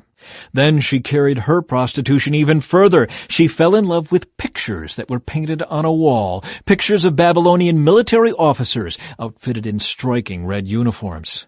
Handsome belts encircled their waists, and flowing turbans crowned their heads. They were dressed like chariot officers from the land of Babylonia. When she saw these paintings, she longed to give herself to them. So she sent messengers to Babylonia to invite them to come to her. So they came and committed adultery with her, defiling her in the bed of love. After being defiled, however, she rejected them in disgust. In the same way, I became disgusted with Oholibah and rejected her, just as I had rejected her sister, because she flaunted herself before them and gave herself to satisfy their lusts. Yet she turned to even greater prostitution, remembering her youth when she was a prostitute in Egypt. She lusted after lovers with genitals as large as a donkey's and emissions like those of a horse. And so, Oholibah, you relived your former days as a young girl in Egypt, when you first allowed your breasts to be fondled. The Lord's judgment of Oholibah. Therefore, Oholibah, this is what the sovereign Lord says: I will send your lovers against you from every direction, those very nations from which you turned away in disgust. For the Babylonians will come with all the Chaldeans from Pekod and Shoa and Koa, and all the Assyrians will come with them, handsome young captains, commanders, chariot officers, and other high-ranking officers, all riding their horses. They will all come against you from the north, with chariots, wagons, and a great army prepared for attack. They will take up positions on every side, surrounding you with men armed with shields and helmets, and I will hand you over to them for punishment, so they can do with you as they please. I will turn my jealous anger against you, and they will deal harshly with you. They will cut off your nose and ears, and any survivors will then be slaughtered by the sword. Your children will be taken away as captives, and everything that is left will be burned. They will strip you of your beautiful clothes and jewels. In this way, I will put a stop to the lewdness and prostitution you brought from Egypt. You will never again cast longing eyes on those things, or fondly remember your time in Egypt.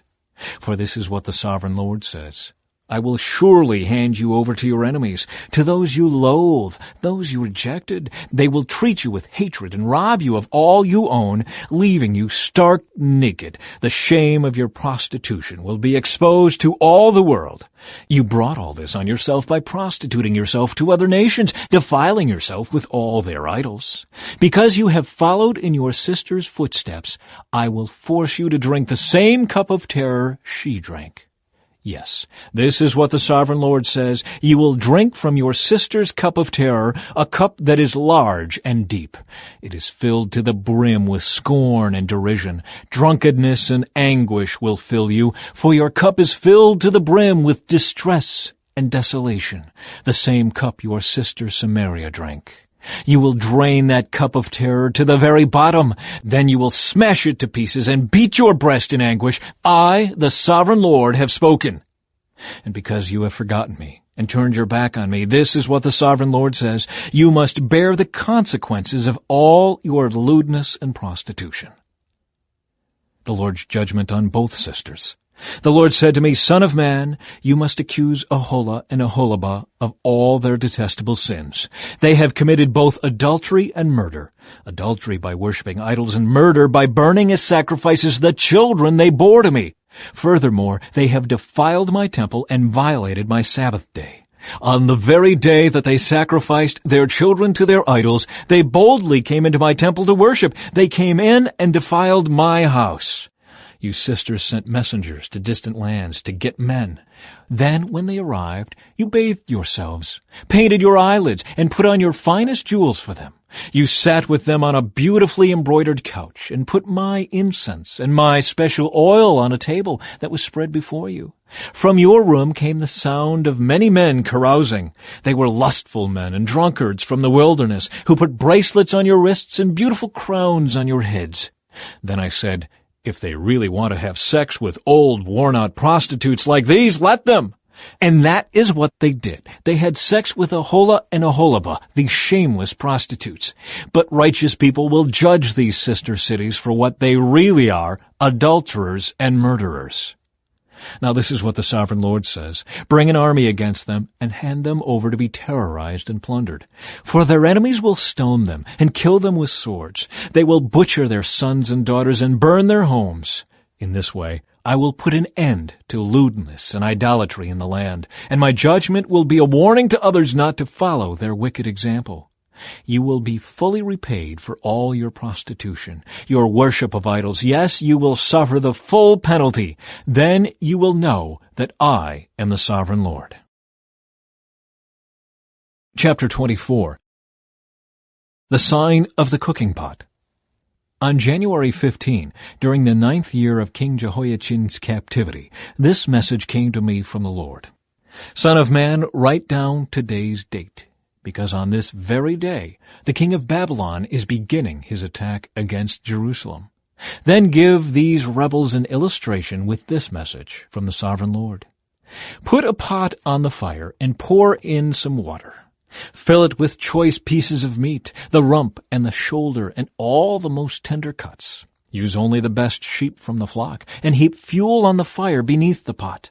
Bring the pot to a boil, and cook the bones along with the meat. Now this is what the Sovereign Lord says. What sorrow awaits Jerusalem, the city of murderers. She is a cooking pot whose corruption can't be cleaned out. Take the meat out in random order, for no piece is better than another.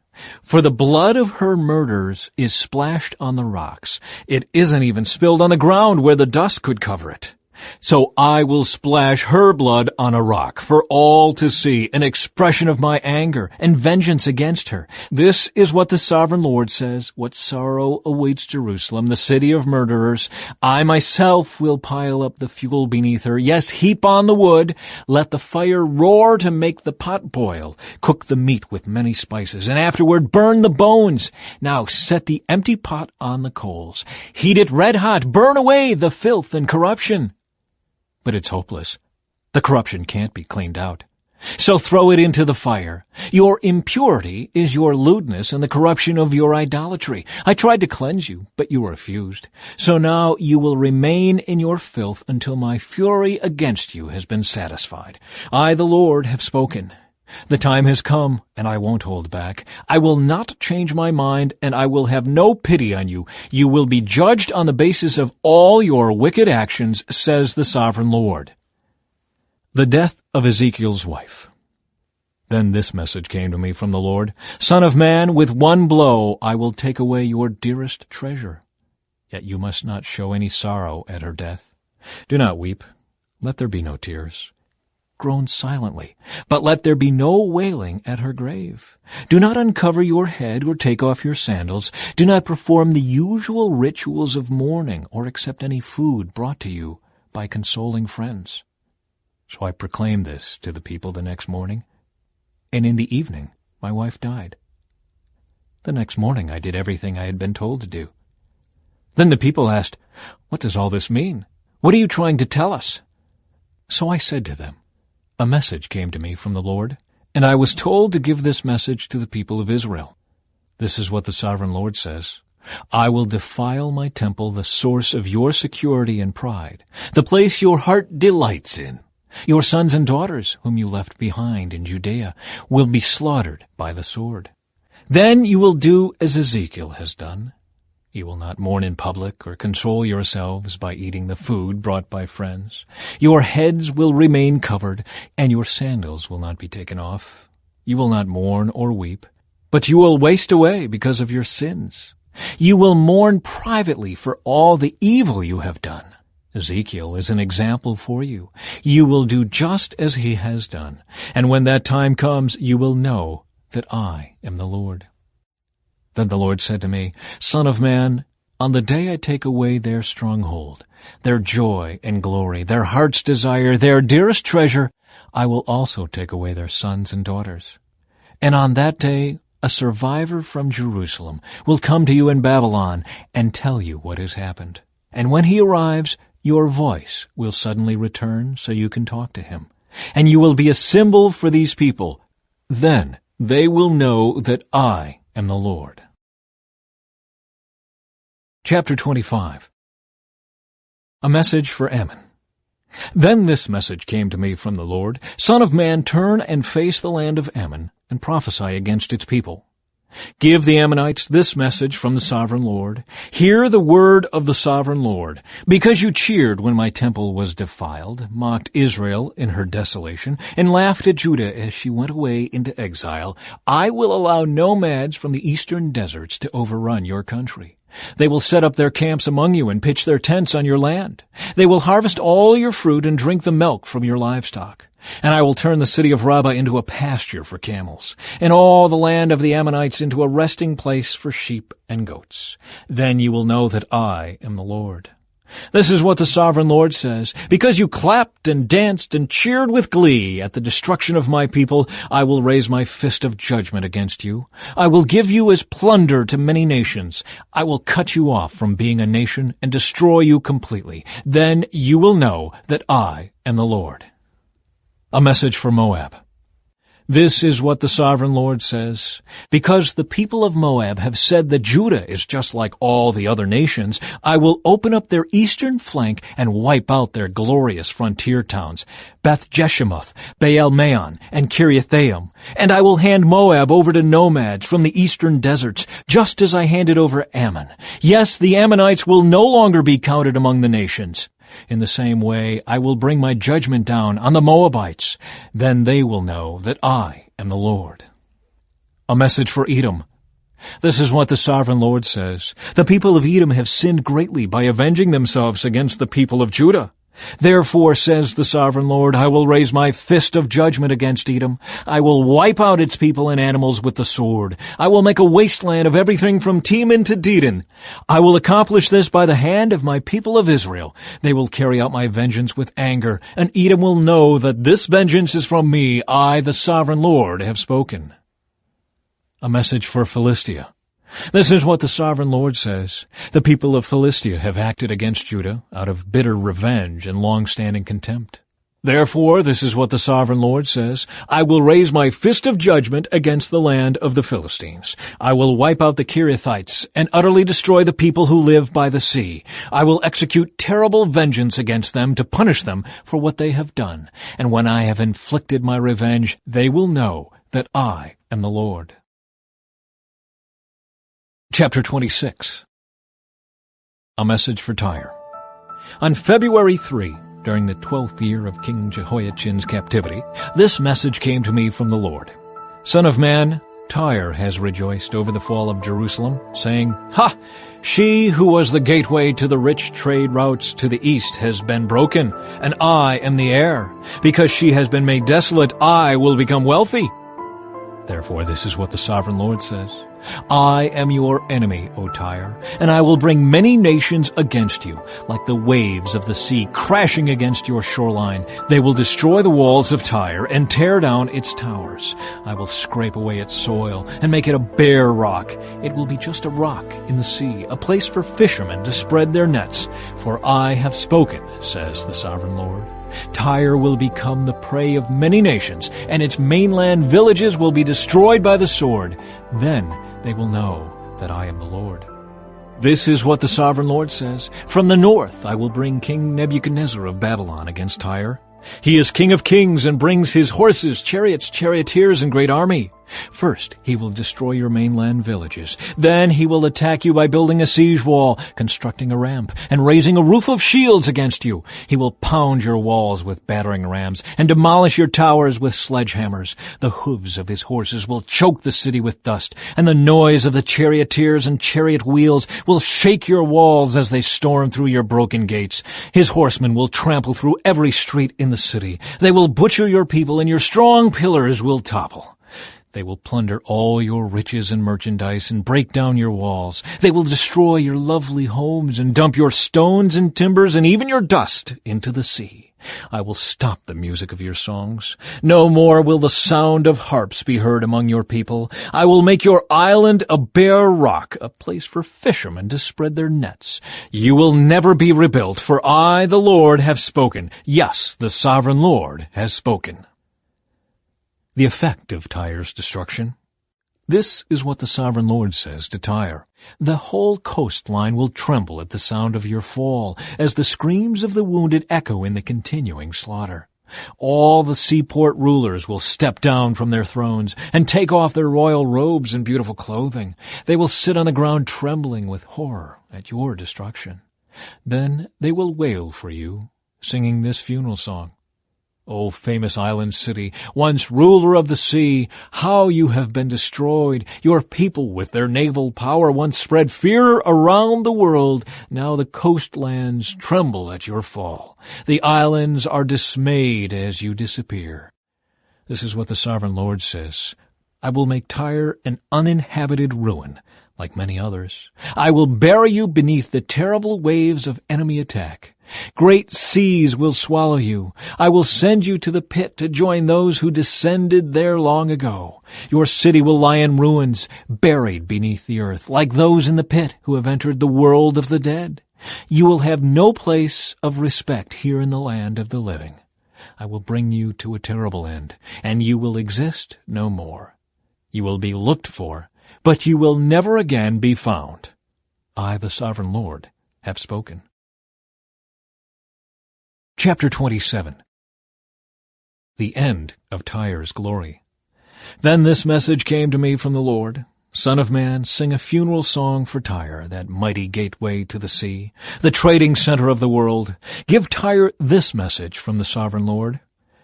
You boasted, O Tyre, my beauty is perfect. You extended your boundaries into the sea. Your builders made your beauty perfect. You were like a great ship built of the finest cypress from Shinar. They took a cedar from Lebanon to make a mast for you. They carved your oars from the oaks of Bashan. Your deck of pine from the coasts of Cyprus was inlaid with ivory. Your sails were made of Egypt's finest linen, and they flew as a banner above you. You stood beneath blue and purple awnings made bright with dyes from the coasts of Elisha. Your oarsmen came from Sidon and Arvad. Your helmsmen were skilled men from Tyre itself. Wise old craftsmen from Gebal did the caulking. Ships from every land came with goods to barter for your trade.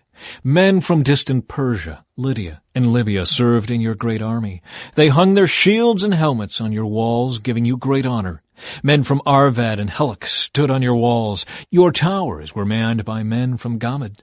Their shields hung on your walls, completing your beauty. Tarshish sent merchants to buy your wares in exchange for silver, iron, tin, and lead. Merchants from Greece, Tubal, and Meshech brought slaves and articles of bronze to trade with you. From Togarmah came riding horses, chariot horses, and mules, all in exchange for your goods. Merchants came to you from Dedan. Numerous coastlines were your captive markets. They brought payment in ivory tusks and ebony wood.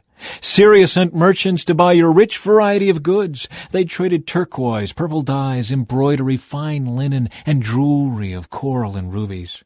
Judah and Israel traded for your wares, offering wheat from Minnith, figs, honey, olive oil, and balm.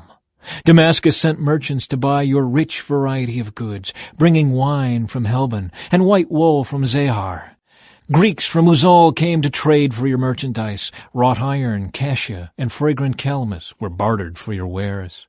Dedan sent merchants to trade their expensive saddle blankets with you. The Arabians and the princes of Kedar sent merchants to trade lambs and rams and male goats in exchange for your goods. The merchants of Sheba and Ramah came with all kinds of spices, jewels, and gold in exchange for your wares. Haran, Cana, Eden, Sheba, Ashur, and Kilmad came with their merchandise too. They brought choice fabrics to trade, blue cloth, embroidery, and multicolored carpets rolled up and bound with cords. The ships of Tarshish were your ocean caravans. Your island warehouse was filled to the brim. The destruction of Tyre. But look, your oarsmen have taken you into stormy seas. A mighty eastern gale has wrecked you in the heart of the sea. Everything is lost, your riches and wares, your sailors and pilots, your shipbuilders, merchants, and warriors. On the day of your ruin, everyone on board sinks into the depths of the sea. Your cities by the sea tremble as your pilots cry out in terror. All the oarsmen abandon their ships. The sailors and pilots on shore come to stand on the beach. They cry aloud over you and weep bitterly. They throw dust on their heads and roll in ashes. They shave their heads in grief for you and dress themselves in burlap. They weep for you with bitter anguish and deep mourning. As they wail and mourn over you, they sing this sad funeral song. Was there ever such a city as Tyre, now silent at the bottom of the sea? The merchandise you traded satisfied the desires of many nations. Kings at the ends of the earth were enriched by your trade. Now you are a wrecked ship, broken at the bottom of the sea. All your merchandise and crew have gone down with you. All who live along the coastlands are appalled at your terrible fate. Their kings are filled with horror and look on with twisted faces. The merchants among the nations shake their heads at the sight of you, for you have come to a horrible end and will exist no more. Chapter 28. A message for Tyre's king. Then this message came to me from the Lord. Son of man, give the prince of Tyre this message from the sovereign Lord. In your great pride you claim, I am a god. I sit on a divine throne in the heart of the sea. But you are only a man and not a god, though you boast that you are a god. You regard yourself as wiser than Daniel, and think no secret is hidden from you. With your wisdom and understanding you have amassed great wealth, gold and silver for your treasuries. Yes, your wisdom has made you very rich, and your riches have made you very proud. Therefore this is what the sovereign Lord says. Because you think you are as wise as a god, I will now bring against you a foreign army, the terror of the nations. They will draw their swords against your marvelous wisdom and defile your splendor. They will bring you down to the pit, and you will die in the heart of the sea, pierced with many wounds. Will you then boast, I am a god, to those who kill you? To them you will be no god, but merely a man.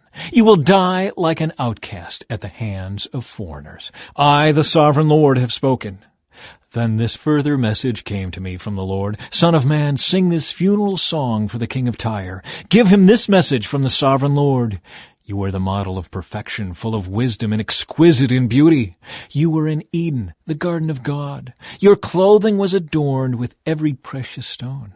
Red carnelian, pale green peridot, white moonstone, blue-green beryl, onyx, green jasper, blue lapis lazuli, turquoise, and emerald, all beautifully crafted for you and set in the finest gold. They were given to you on the day you were created. I ordained and anointed you as the mighty angelic guardian. You had access to the holy mountain of God and walked among the stones of fire. You were blameless in all you did from the day you were created until the day evil was found in you. Your rich commerce led you to violence, and you sinned. So I banished you in disgrace from the mountain of God. I expelled you, O mighty guardian, from your place among the stones of fire. Your heart was filled with pride because of all your beauty. Your wisdom was corrupted by your love of splendor. So I threw you to the ground and exposed you to the curious gaze of kings. You defiled your sanctuaries with your many sins and your dishonest trade. So I brought fire out from within you, and it consumed you.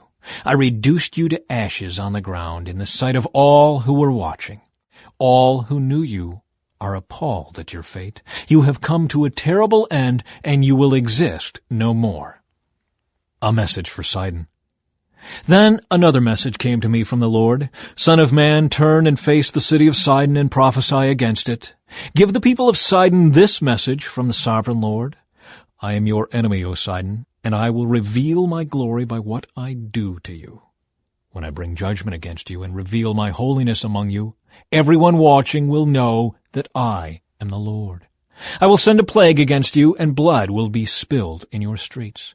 The attack will come from every direction, and your people will lie slaughtered within your walls. Then everyone will know that I am the Lord. No longer will Israel's scornful neighbors prick and tear at her like briars and thorns, for then they will know that I am the sovereign Lord. Restoration for Israel. This is what the sovereign Lord says. The people of Israel will again live in their own land, the land I gave my servant Jacob. For I will gather them from the distant lands where I have scattered them. I will reveal to the nations of the world my holiness among my people.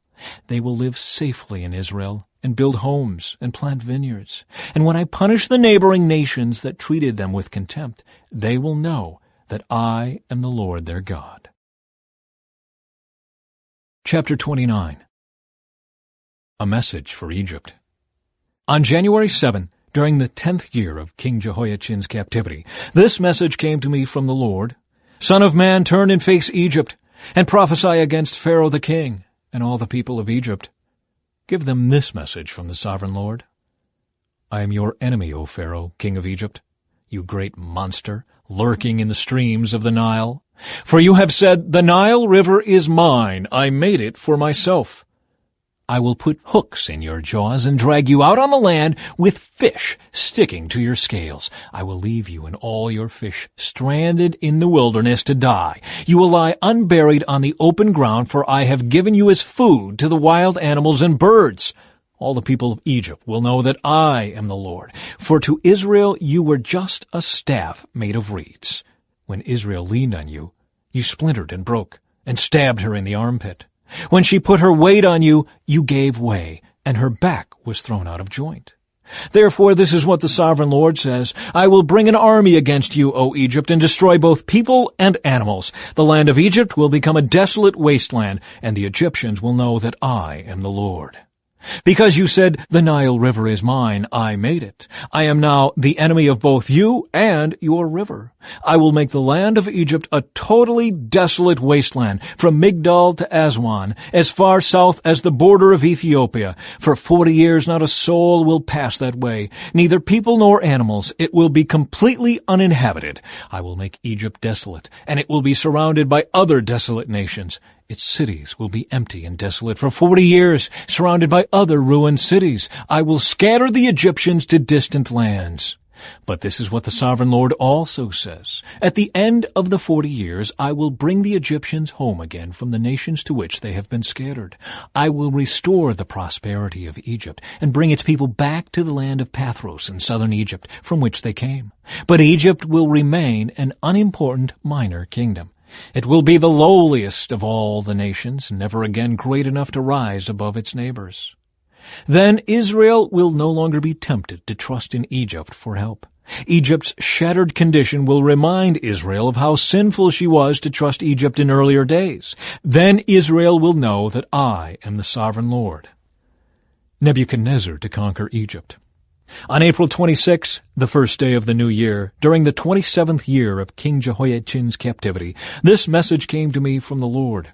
Son of man, the army of King Nebuchadnezzar of Babylon fought so hard against Tyre that the warriors' heads were rubbed bare and their shoulders were raw and blistered. Yet Nebuchadnezzar and his army won no plunder to compensate them for all their work. Therefore this is what the sovereign Lord says, I will give the land of Egypt to Nebuchadnezzar king of Babylon. He will carry off its wealth, plundering everything it has, so he can pay his army. Yes, I have given him the land of Egypt as a reward for his work, says the sovereign Lord, because he was working for me when he destroyed Tyre. And the day will come when I will cause the ancient glory of Israel to revive. And then, Ezekiel, your words will be respected. Then they will know that I am the Lord. Chapter 30. A sad day for Egypt. This is another message that came to me from the Lord. Son of man, prophesy and give this message from the sovereign Lord. Weep and wail for that day, for the terrible day is almost here, the day of the Lord. It is a day of clouds and gloom, a day of despair for the nations. A sword will come against Egypt, and those who are slaughtered will cover the ground. Its wealth will be carried away, and its foundations destroyed. The land of Ethiopia will be ravished. Ethiopia, Libya, Lydia, all Arabia, and all their other allies will be destroyed in that war. For this is what the Lord says, all of Egypt's allies will fall, and the pride of her power will end. From Migdol to Aswan, they will be slaughtered by the sword, says the sovereign Lord. Egypt will be desolate, surrounded by desolate nations, and its cities will be in ruins, surrounded by other ruined cities. And the people of Egypt will know that I am the Lord when I have set Egypt on fire and destroyed all their allies. At that time I will send swift messengers in ships to terrify the complacent Ethiopians. Great panic will come upon them on that day of Egypt's certain destruction. Watch for it, it is sure to come. For this is what the sovereign Lord says, by the power of King Nebuchadnezzar of Babylon, I will destroy the hordes of Egypt. He and his armies, the most ruthless of all, will be sent to demolish the land. They will make war against Egypt until slaughtered Egyptians cover the ground. I will dry up the Nile River and sell the land to wicked men. I will destroy the land of Egypt and everything in it by the hands of foreigners. I, the Lord, have spoken. This is what the sovereign Lord says. I will smash the idols of Egypt and the images at Memphis. There will be no rulers left in Egypt. Terror will sweep the land. I will destroy southern Egypt, set fire to Zoan, and bring judgment against Thebes. I will pour out my fury on Pelusium, the strongest fortress of Egypt, and I will stamp out the hordes of Thebes. Yes, I will set fire to all Egypt. Pelusium will be racked with pain. Thebes will be torn apart. Memphis will live in constant terror. The young men of Heliopolis and Bubastis will die in battle, and the women will be taken away as slaves. When I come to break the proud strength of Egypt, it will be a dark day for Tahpanhes too. A dark cloud will cover Tahpanhes, and its daughters will be led away as captives. And so I will greatly punish Egypt, and they will know that I am the Lord. The broken arms of Pharaoh. On April 29, during the 11th year of King Jehoiachin's captivity, this message came to me from the Lord. Son of man, I have broken the arm of Pharaoh, the king of Egypt. His arm has not been put in a cast so that it may heal. Neither has it been bound up with a splint to make it strong enough to hold a sword. Therefore, this is what the sovereign Lord says. I am the enemy of Pharaoh, the king of Egypt. I will break both of his arms, the good arm along with the broken one, and I will make his sword clatter to the ground. I will scatter the Egyptians to many lands throughout the world. I will strengthen the arms of Babylon's king and put my sword in his hand. But I will break the arms of Pharaoh, king of Egypt, and he will lie there mortally wounded, groaning in pain. I will strengthen the arms of the king of Babylon, while the arms of Pharaoh fall useless to his sides. And when I put my sword in the hand of Babylon's king, and he brings it against the land of Egypt, Egypt will know that I am the Lord. I will scatter the Egyptians among the nations, dispersing them throughout the earth. Then they will know that I am the Lord. Chapter 31. Egypt compared to fallen Assyria. On June 21, during the 11th year of King Jehoiachin's captivity, this message came to me from the Lord. Son of man, give this message to Pharaoh, king of Egypt, and all his hordes. To whom would you compare your greatness? You are like mighty Assyria, which was once like a cedar of Lebanon, with beautiful branches that cast deep forest shade, and with its top high among the clouds. Deep springs watered it and helped it to grow tall and luxuriant. The water flowed around it like a river, streaming to all the trees nearby. This great tree towered high, higher than all the other trees around it. It prospered and grew long, thick branches because of all the water at its roots. The birds nested in its branches, and in its shade all the wild animals gave birth. All the great nations of the world lived in its shadow. It was strong and beautiful, with wide-spreading branches, for its roots went deep into abundant water. No other cedar in the garden of God could rival it. No cypress had branches to equal it. No plane tree had boughs to compare. No tree in the garden of God came close to it in beauty. Because I made this tree so beautiful and gave it such magnificent foliage, it was the envy of all the other trees of Eden, the garden of God. Therefore, this is what the Sovereign Lord says. Because Egypt became proud and arrogant, and because it set itself so high above the others, with its top reaching to the clouds, I will hand it over to a mighty nation that will destroy it as its wickedness deserves. I have already discarded it. A foreign army, the terror of the nations, has cut it down and left it fallen on the ground. Its branches are scattered across the mountains and valleys and ravines of the land. All those who lived in its shadow have gone away and left it lying there. The birds roost on its fallen trunk, and the wild animals lie among its branches. Let the tree of no other nation proudly exult in its own prosperity, though it be higher than the clouds, and it be watered from the depths. For all are doomed to die, to go down to the depths of the earth. They will land in the pit along with everyone else on earth. This is what the Sovereign Lord says. When Assyria went down to the grave, I made the deep springs mourn. I stopped its rivers and dried up its abundant water. I clothed Lebanon in black and caused the trees of the field to wilt. I made the nation shake with fear at the sound of its fall, for I sent it down to the grave with all the others who descend to the pit. And all the other proud trees of Eden, the most beautiful and the best of Lebanon, the ones whose roots went deep into the water, took comfort to find it there with them in the depths of the earth. Its allies, too, were all destroyed and had passed away. They had gone down to the grave, all those nations that had lived in its shade. O Egypt, to which of the trees of Eden will you compare your strength and glory? You, too, will be brought down to the depths with all these other nations. You will lie there among the outcasts who have died by the sword. This will be the fate of Pharaoh and all his hordes. I, the Sovereign Lord, have spoken. Chapter 32. A Warning for Pharaoh. On March 3, during the 12th year of King Jehoiachin's captivity, this message came to me from the Lord. Son of man, mourn for Pharaoh, king of Egypt, and give him this message. You think of yourself as a strong young lion among the nations, but you are really just a sea monster, heaving around in your own rivers, stirring up mud with your feet. Therefore, this is what the Sovereign Lord says, I will send many people to catch you in my net and haul you out of the water. I will leave you stranded on the land to die. All the birds of the heavens will land on you, and the wild animals of the whole earth will gorge themselves on you. I will scatter your flesh on the hills and fill the valleys with your bones. I will drench the earth with your gushing blood all the way to the mountains, filling the ravines to the brim. When I blot you out, I will veil the heavens and darken the stars.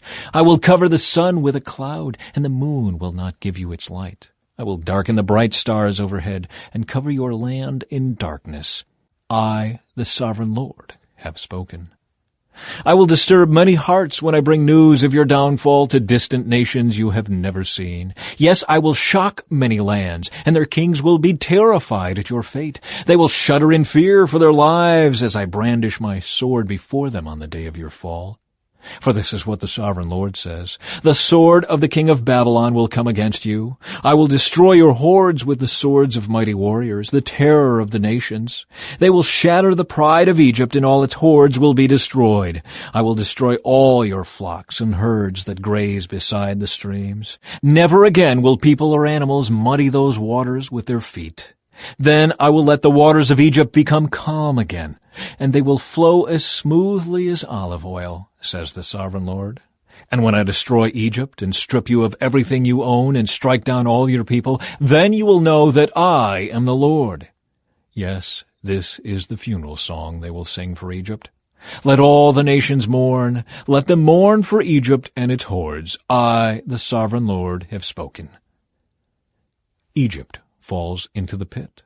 On March 17, during the 12th year, another message came to me from the Lord. Son of man, weep for the hordes of Egypt and for the other mighty nations, for I will send them down to the world below in company with those who descend to the pit. Say to them, O Egypt, are you lovelier than the other nations? No, so go down to the pit and lie there among the outcasts.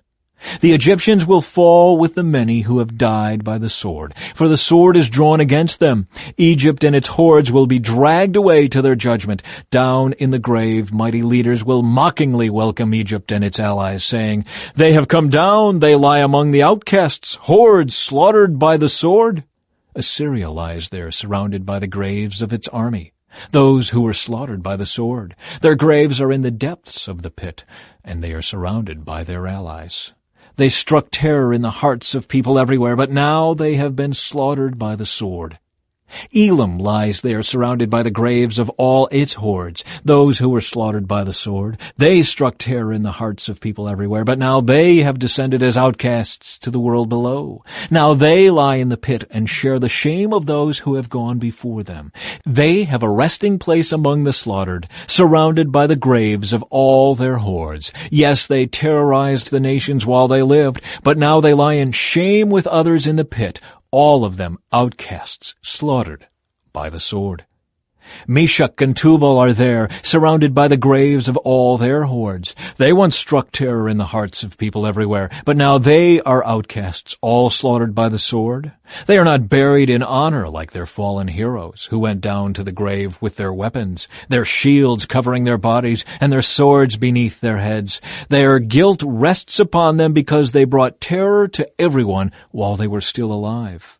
You too, Egypt, will lie crushed and broken among the outcasts, all slaughtered by the sword. Edom is there with its kings and princes. Mighty as they were, they also lie among those slaughtered by the sword, with the outcasts who have gone down to the pit.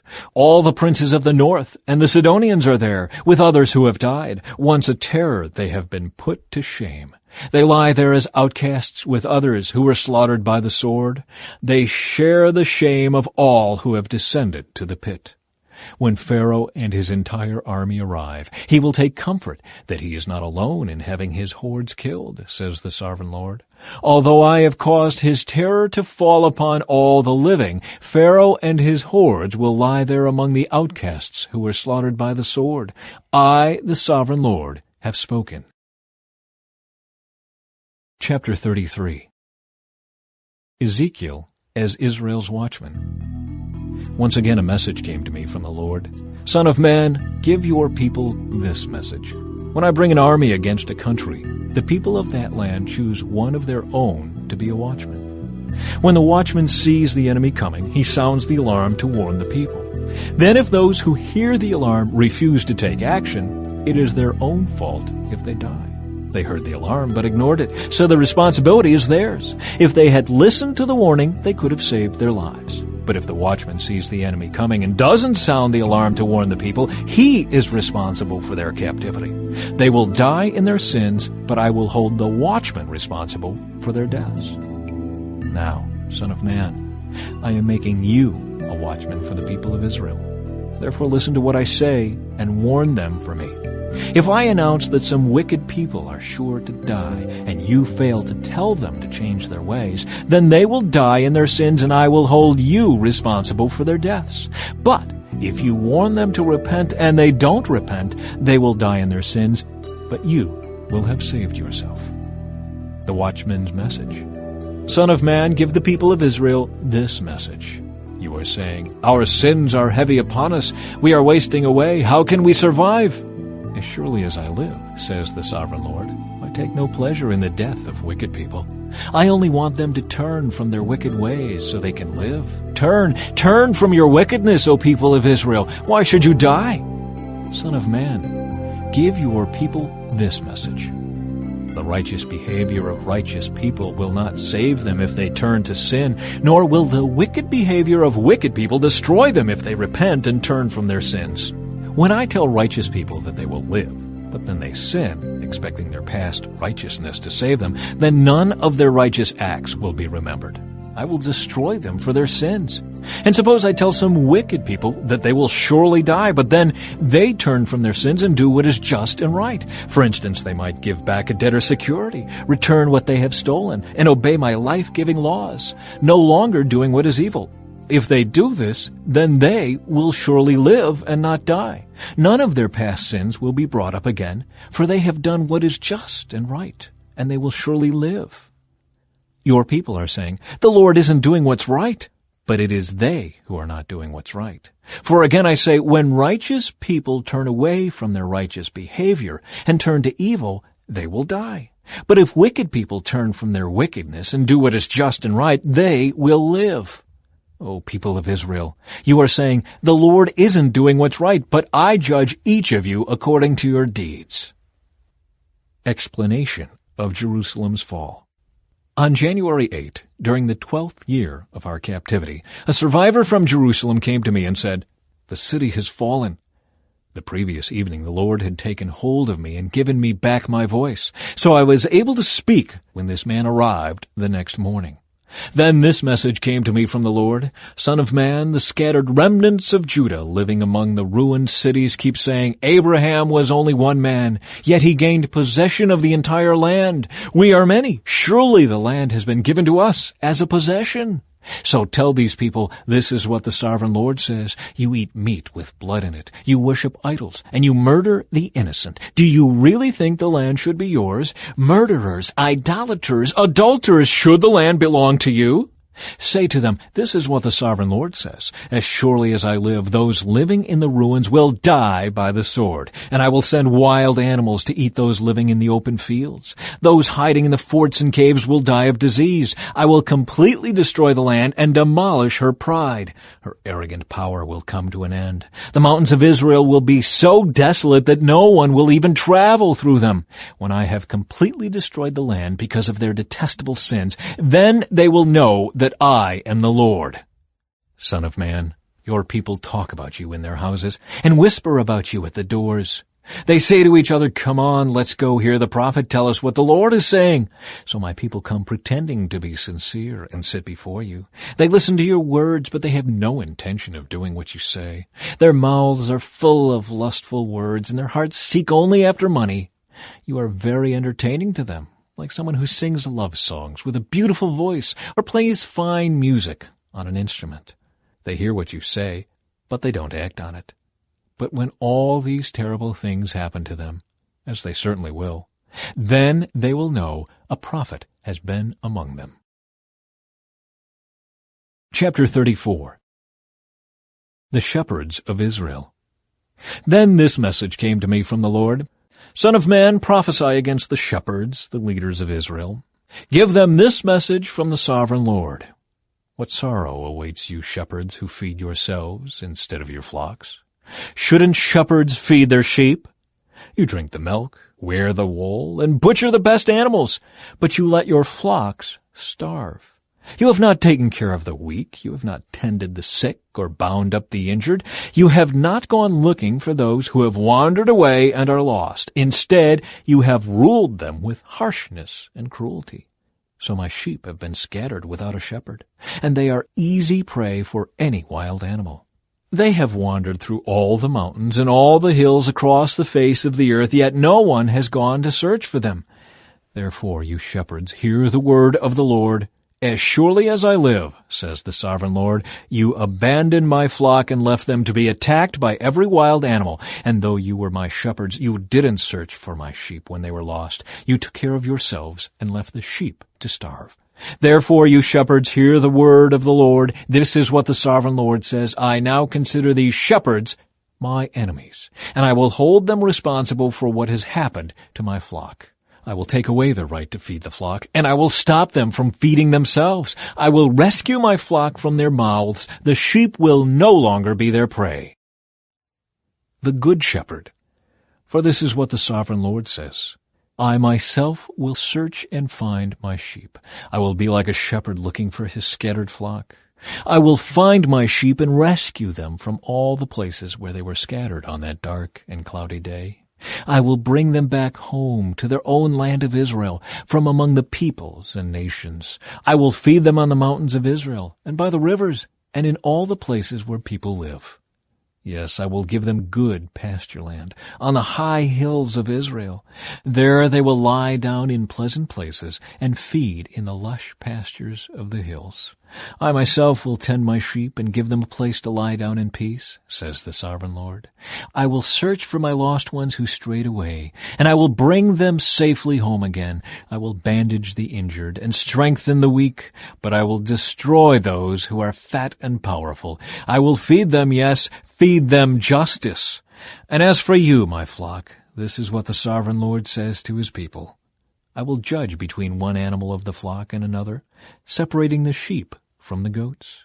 Isn't it enough for you to keep the best of the pastures for yourselves? Must you also trample down the rest? Isn't it enough for you to drink clear water for yourselves? Must you also muddy the rest with your feet? Why must my flock eat what you have trampled down and drink water you have fouled? Therefore, this is what the sovereign Lord says. I will surely judge between the fat sheep and the scrawny sheep. For you fat sheep pushed and butted and crowded my sick and hungry flock until you scattered them to distant lands. So I will rescue my flock, and they will no longer be abused. I will judge between one animal of the flock and another. And I will set over them one shepherd, my servant David. He will feed them and be a shepherd to them. And I, the Lord, will be their God, and my servant David will be a prince among my people. I, the Lord, have spoken. The Lord's covenant of peace. I will make a covenant of peace with my people and drive away the dangerous animals from the land. Then they will be able to camp safely in the wildest places and sleep in the woods without fear. I will bless my people and their homes around my holy hill. And in the proper season I will send the showers they need. There will be showers of blessing. The orchards and fields of my people will yield bumper crops, and everyone will live in safety. When I have broken their chains of slavery and rescued them from those who enslaved them, then they will know that I am the Lord. They will no longer be prey for other nations, and wild animals will no longer devour them. They will live in safety, and no one will frighten them. And I will make their land famous for its crops, so my people will never again suffer from famines or the insults of foreign nations. In this way they will know that I, the Lord, their God, am with them. And they will know that they, the people of Israel, are my people, says the sovereign Lord. You are my flock, the sheep of my pasture. You are my people, and I am your God. I, the sovereign Lord, have spoken. Chapter 35. A message for Edom. Again a message came to me from the Lord. Son of man, turn and face Mount Seir, and prophesy against its people. Give them this message from the sovereign Lord. I am your enemy, O Mount Seir, and I will raise my fist against you to destroy you completely. I will demolish your cities and make you desolate. Then you will know that I am the Lord. Your eternal hatred for the people of Israel led you to butcher them when they were helpless, when I had already punished them for all their sins. As surely as I live, says the sovereign Lord, since you show no distaste for blood, I will give you a bloodbath of your own. Your turn has come. I will make Mount Seir utterly desolate, killing off all who try to escape and any who return. I will fill your mountains with the dead. Your hills, your valleys, and your ravines will be filled with people slaughtered by the sword. I will make you desolate forever. Your cities will never be rebuilt. Then you will know that I am the Lord. For you said, the lands of Israel and Judah will be ours. We will take possession of them. What do we care that the Lord is there? Therefore, as surely as I live, says the sovereign Lord, I will pay back your angry deeds with my own. I will punish you for all your acts of anger, envy, and hatred, and I will make myself known to Israel by what I do to you. Then you will know that I, the Lord, have heard every contemptuous word you spoke against the mountains of Israel. For you said, they are desolate. They have been given to us as food to eat. In saying that, you boasted proudly against me, and I have heard it all. This is what the Sovereign Lord says. The whole world will rejoice when I make you desolate. You rejoiced at the desolation of Israel's territory. No, I will rejoice at yours. You will be wiped out, you people of Mount Seir, and all who live in Edom. Then you will know that I am the Lord. Chapter 36. Restoration for Israel. Son of man, prophesy to Israel's mountains. Give them this message. O mountains of Israel, hear the word of the Lord. This is what the Sovereign Lord says. Your enemies have taunted you, saying, Aha, now the ancient heights belong to us. Therefore, Son of man, give the mountains of Israel this message from the Sovereign Lord. Your enemies have attacked you from all directions, making you the property of many nations and the object of much mocking and slander. Therefore, O mountains of Israel, hear the word of the Sovereign Lord. He speaks to the hills and mountains, ravines and valleys, and to ruined wastes and long deserted cities that have been destroyed and mocked by the surrounding nations. This is what the Sovereign Lord says. My jealous anger burns against these nations, especially Edom, because they have shown utter contempt for me by gleefully taking my land for themselves as plunder. Therefore prophesy to the hills and mountains, the ravines and valleys of Israel. This is what the Sovereign Lord says. I am furious that you have suffered shame before the surrounding nations. Therefore this is what the Sovereign Lord says. I have taken a solemn oath that those nations will soon have their own shame to endure. But the mountains of Israel will produce heavy crops of fruit for my people, for they will be coming home again soon. See, I care about you, and I will pay attention to you. Your ground will be plowed and your crops planted. I will greatly increase the population of Israel, and the ruined cities will be rebuilt and filled with people. I will increase not only the people, but also your animals. O mountains of Israel, I will bring people to live on you once again.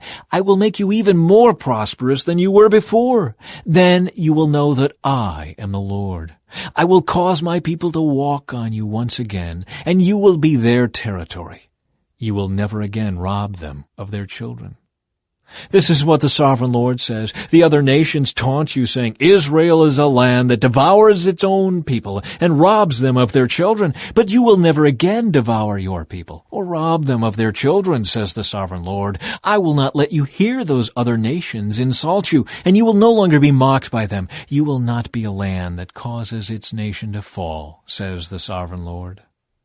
Then this further message came to me from the Lord. Son of man, when the people of Israel were living in their own land, they defiled it by the evil way they lived.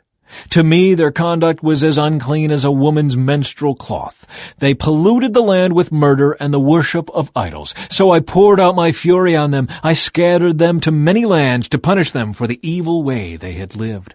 But when they were scattered among the nations, they brought shame on my holy name. For the nations said, These are the people of the Lord, but he couldn't keep them safe in his own land. Then I was concerned for my holy name, on which my people brought shame among the nations. Therefore, give the people of Israel this message from the Sovereign Lord. I am bringing you back, but not because you deserve it. I am doing it to protect my holy name, on which you brought shame while you were scattered among the nations. I will show you how holy my great name is, the name on which you brought shame among the nations. And when I reveal my holiness through you before their very eyes, says the Sovereign Lord, then the nations will know that I am the Lord, for I will gather you up from all the nations and bring you home again to your land. Then I will sprinkle clean water on you, and you will be clean. Your filth will be washed away, and you will no longer worship idols. And I will give you a new heart, and I will put a new spirit in you. I will take out your stony, stubborn heart, and give you a tender, responsive heart. And I will put my spirit in you, so that you will follow my decrees and be careful to obey my regulations. And you will live in Israel, the land I gave your ancestors long ago. You will be my people, and I will be your God. I will cleanse you of your filthy behavior. I will give you good crops of grain, and I will send no more famines on the land. I will give you great harvests from your fruit trees and fields, and never again will the surrounding nations be able to scoff at your land for its famines. Then you will remember your past sins and despise yourselves for all the detestable things you did. But remember, says the Sovereign Lord, I am not doing this because you deserve it. O my people of Israel, you should be utterly ashamed of all you have done. This is what the Sovereign Lord says. When I cleanse you from your sins, I will repopulate your cities, and the ruins will be rebuilt. The fields that used to lie empty and desolate, in plain view of everyone, will again be farmed. And when I bring you back, people will say, this former wasteland is not like the Garden of Eden. The abandoned and ruined cities now have strong walls and are filled with people. Then the surrounding nations that survive will know that I, the Lord, have rebuilt the ruins and replanted the wasteland. For I, the Lord, have spoken, and I will do what I say. This is what the Sovereign Lord says. I am ready to hear Israel's prayers and to increase their numbers like a flock. They will be as numerous as the sacred flocks that fill Jerusalem's streets at the time of her festivals. The ruined cities will be crowded with people once more, and everyone will know that I am the Lord. Chapter 37. A Valley of Dry Bones. The Lord took hold of me, and I was carried away by the Spirit of the Lord to a valley filled with bones. He led me all around among the bones that covered the valley floor. They were scattered everywhere across the ground and were completely dried out. Then he asked me, Son of man, can these bones become living people again? Oh, Sovereign Lord, I replied, you alone know the answer to that. Then he said to me, Speak a prophetic message to these bones and say, Dry bones, listen to the word of the Lord. This is what the Sovereign Lord says. Look, I am going to put breath into you and make you live again. I will put flesh and muscles on you and cover you with skin. I will put breath into you and you will come to life. Then you will know that I am the Lord. So I spoke this message, just as he told me. Suddenly, as I spoke, there was a rattling noise all across the valley. The bones of each body came together and attached themselves as complete skeletons. Then, as I watched, muscles and flesh formed over the bones. The skin formed to cover their bodies, but they still had no breath in them. Then he said to me, Speak a prophetic message to the winds, Son of man. Speak a prophetic message and say, This is what the Sovereign Lord says. Come, O breath from the four winds. Breathe into these dead bodies so they may live again. So I spoke the message as he commanded me, and breath came into their bodies. They all came to life and stood up on their feet, a great army. Then he said to me, Son of man, these bones represent the people of Israel. They are saying, We have become old, dry bones. All hope is gone. Our nation is finished.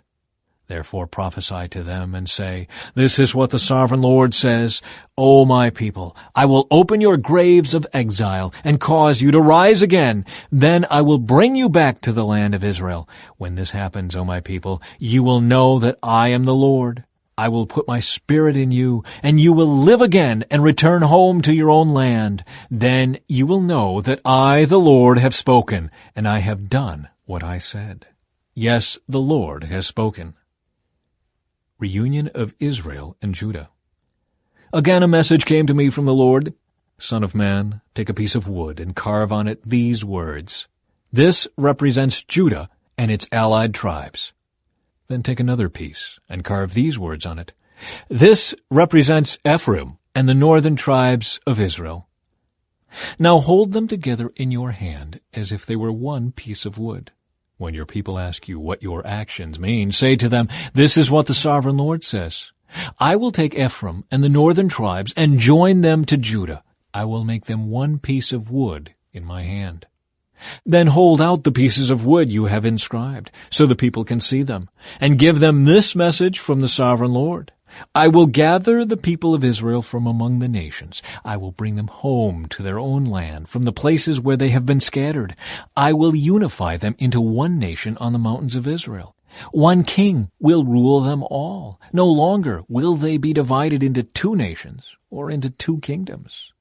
They will never again pollute themselves with their idols and vile images and rebellion. For I will save them from their sinful backsliding. I will cleanse them. Then they will truly be my people, and I will be their God. My servant David will be their king, and they will have only one shepherd. They will obey my regulations and be careful to keep my decrees. They will live in the land I gave my servant Jacob, the land where their ancestors lived. They and their children and their grandchildren after them will live there forever, generation after generation. And my servant David will be their prince forever. And I will make a covenant of peace with them, an everlasting covenant. I will give them their land and increase their numbers, and I will put my temple among them forever.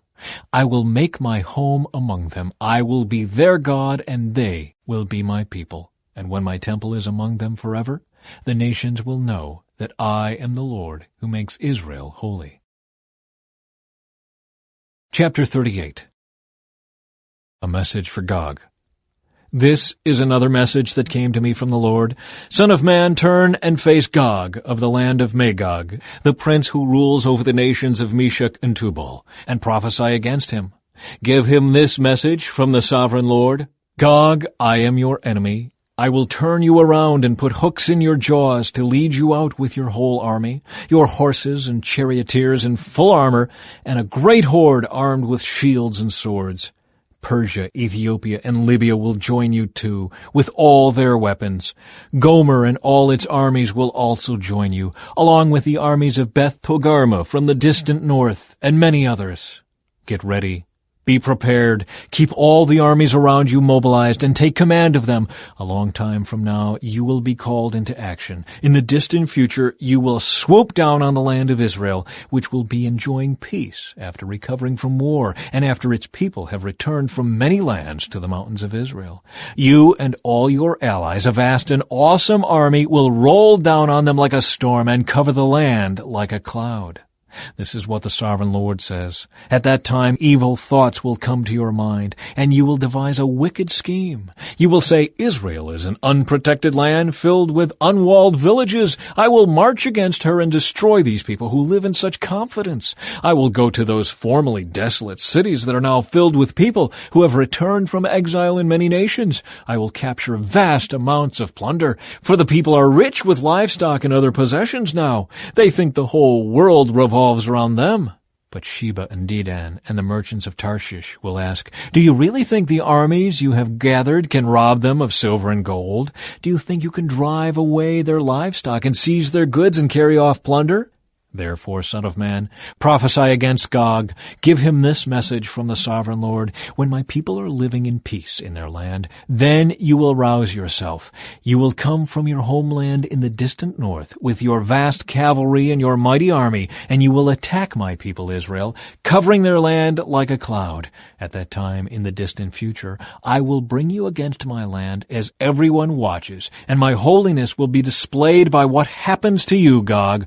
Then all the nations will know that I am the Lord. This is what the sovereign Lord asks. Are you the one I was talking about long ago, when I announced through Israel's prophets that in the future I would bring you against my people? But this is what the sovereign Lord says. When Gog invades the land of Israel, my fury will boil over. In my jealousy and blazing anger, I promise a mighty shaking in the land of Israel on that day. All living things, the fish in the sea, the birds of the sky, the animals of the field, the small animals that scurry along the ground, and all the people on earth will quake in terror at my presence. Mountains will be thrown down, cliffs will crumble, walls will fall to the earth. I will summon the sword against you on all the hills of Israel, says the sovereign Lord. Your men will turn their swords against each other. I will punish you and your armies with disease and bloodshed. I will send torrential rain, hailstones, fire, and burning sulfur. In this way I will show my greatness and holiness, and I will make myself known to all the nations of the world. Then they will know that I am the Lord. Chapter 39. The slaughter of Gog's hordes. Son of man, prophesy against Gog. Give him this message from the sovereign Lord. I am your enemy, O Gog, ruler of the nations of Meshech and Tubal. I will turn you around and drive you toward the mountains of Israel, bringing you from the distant north. I will knock the bow from your left hand and the arrows from your right hand, and I will leave you helpless. You and your army and your allies will all die on the mountains. I will feed you to the vultures and wild animals. You will fall in the open fields, for I have spoken, says the sovereign Lord. And I will rain down fire on Magog and on all your allies who live safely on the coasts. Then they will know that I am the Lord. In this way, I will make known my holy name among my people of Israel. I will not let anyone bring shame on it. And the nations too will know that I am the Lord, the Holy One of Israel. That day of judgment will come, says the sovereign Lord. Everything will happen just as I have declared it. Then the people in the towns of Israel will go out and pick up your small and large shields, bows and arrows, javelins and spears, and they will use them for fuel. There will be enough to last them 7 years. They won't need to cut wood from the fields or forests, for these weapons will give them all the fuel they need. They will plunder those who plan to plunder them, and they will rob those who plan to rob them, says the sovereign Lord. And I will make a vast graveyard for Gog and his hordes in the valley of the travelers east of the Dead Sea. It will block the way of those who travel there, and they will change the name of the place to the Valley of Gog's Hordes. It will take 7 months for the people of Israel to bury the bodies and cleanse the land. Everyone in Israel will help, for it will be a glorious victory for Israel when I demonstrate my glory on that day, says the sovereign Lord. After 7 months, teams of men will be appointed to search the land for skeletons to bury, so the land will be made clean again. Whenever bones are found, a marker will be set up so the burial crews will take them to be buried in the valley of Gog's hordes. There will be a town there named Hamona, which means horde, and so the land will finally be cleansed. And now, Son of Man, this is what the sovereign Lord says. Call all the birds and wild animals. Say to them, gather together for my great sacrificial feast. Come from far and near to the mountains of Israel, and there eat flesh and drink blood. Eat the flesh of mighty men and drink the blood of princes, as though they were rams, lambs, goats, and bulls, all fattened animals from Bashan. Gorge yourselves with flesh until you are glutted. Drink blood until you are drunk. This is the sacrificial feast I have prepared for you. Feast at my banquet table. Feast on horses and charioteers, on mighty men and all kinds of valiant warriors, says the sovereign Lord. In this way I will demonstrate my glory to the nations. Everyone will see the punishment I have inflicted on them, and the power of my fist when I strike. And from that time on, the people of Israel will know that I am the Lord their God. The nations will then know why Israel was sent away to exile. It was punishment for sin, for they were unfaithful to their God. Therefore I turned away from them and let their enemies destroy them. I turned my face away and punished them because of their defilement and their sins. Restoration for God's people. So now this is what the sovereign Lord says. I will end the captivity of my people. I will have mercy on all Israel, for I jealously guard my holy reputation. They will accept responsibility for their past shame and unfaithfulness after they come home to live in peace in their own land, with no one to bother them. When I bring them home from the lands of their enemies, I will display my holiness among them for all the nations to see. Then my people will know that I am the Lord their God, because I sent them away to exile and brought them home again. I will leave none of my people behind, and I will never again turn my face from them, for I will pour out my Spirit upon the people of Israel. I, the sovereign Lord, have spoken. Chapter 40. The New Temple Area. On April 28, during the 25th year of our captivity, 14 years after the fall of Jerusalem, the Lord took hold of me. In a vision from God, he took me to the land of Israel and set me down on a very high mountain. From there I could see toward the south what appeared to be a city. As he brought me nearer, I saw a man whose face shone like bronze, standing beside a gateway entrance. He was holding in his hand a linen measuring cord and a measuring rod. He said to me, "Son of man, watch and listen. Pay close attention to everything I show you. You have been brought here so I can show you many things. Then you will return to the people of Israel and tell them everything you have seen." The East Gateway. I could see a wall completely surrounding the temple area. The man took a measuring rod that was 10.5 feet long and measured the wall, and the wall was 10.5 feet thick and 10.5 feet high. Then he went over to the eastern gateway. He climbed the steps and measured the threshold of the gateway. It was 10.5 feet front to back. There were guard alcoves on each side built into the gateway passage. Each of these alcoves was 10.5 feet square, with a distance between them of 8 3/4 feet along the passage wall. The gateway's inner threshold, which led to the entry room at the inner end of the gateway passage, was 10.5 feet front to back.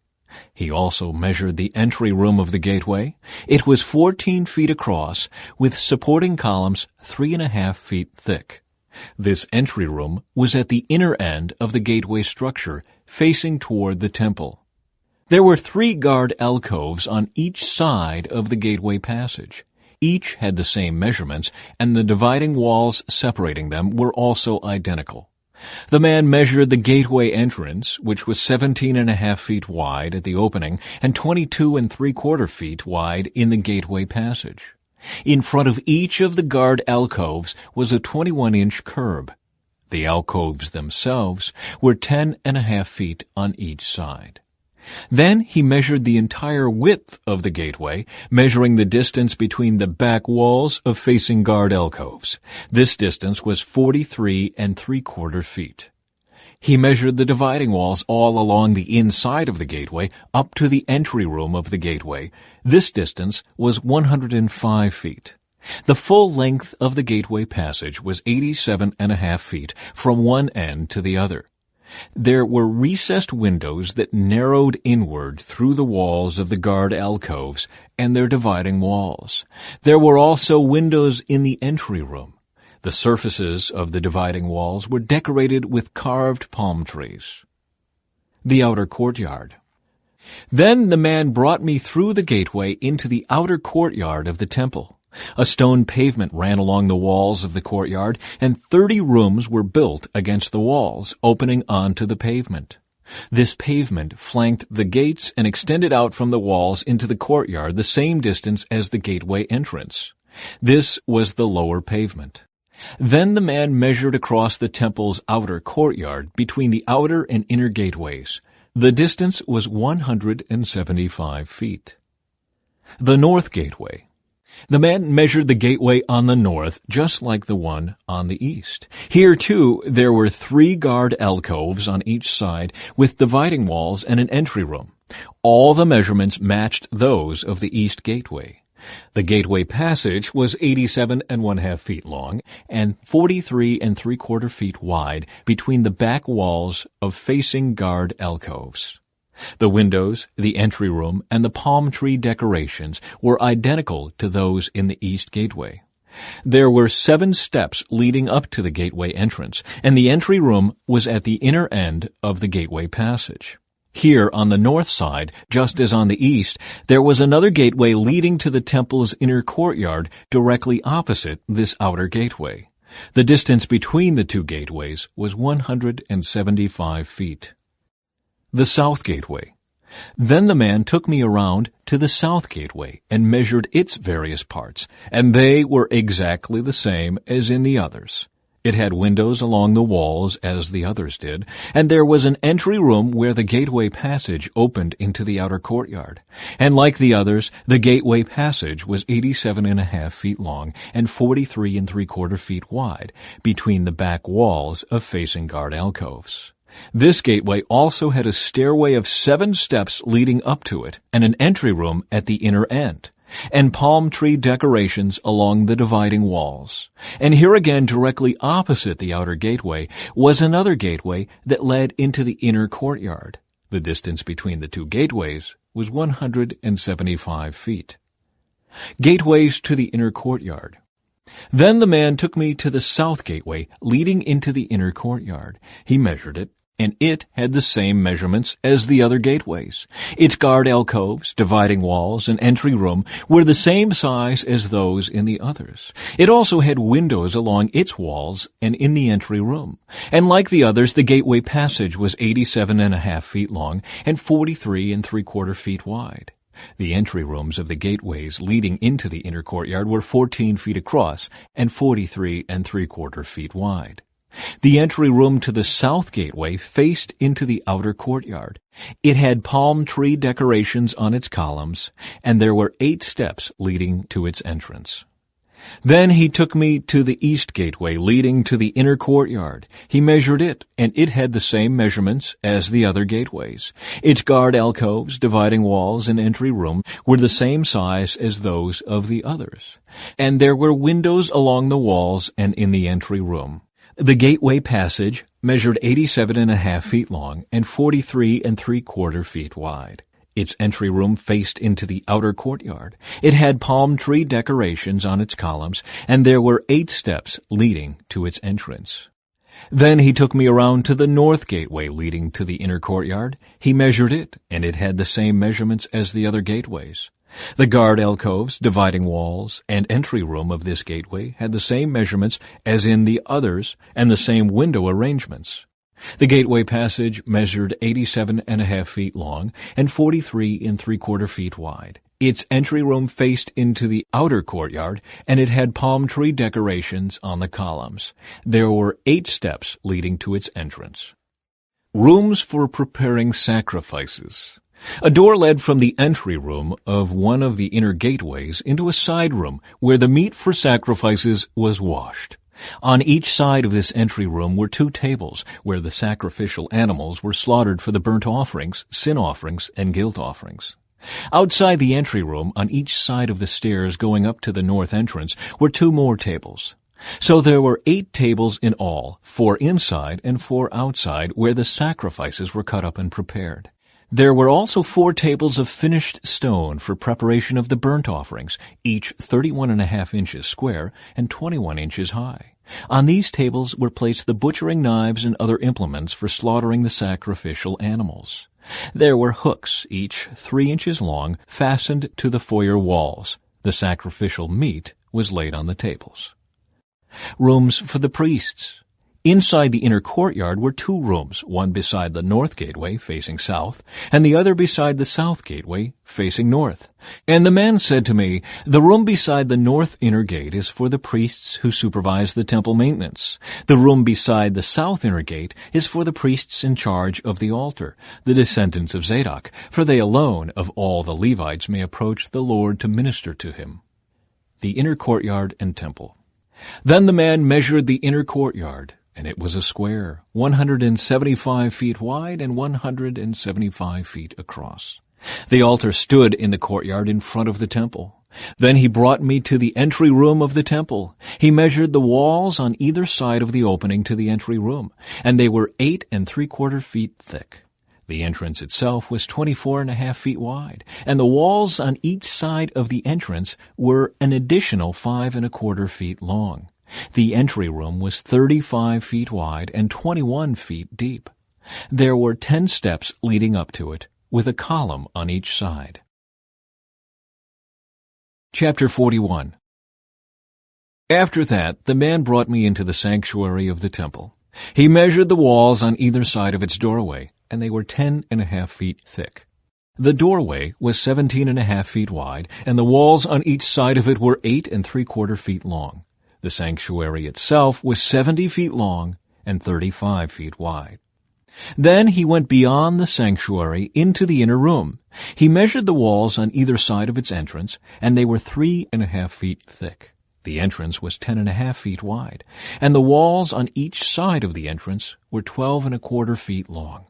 The inner room of the sanctuary was 35 feet long and 35 feet wide. This, he told me, is the most holy place. Then he measured the wall of the temple, and it was 10.5 feet thick. There was a row of rooms along the outside wall. Each room was 7 feet wide.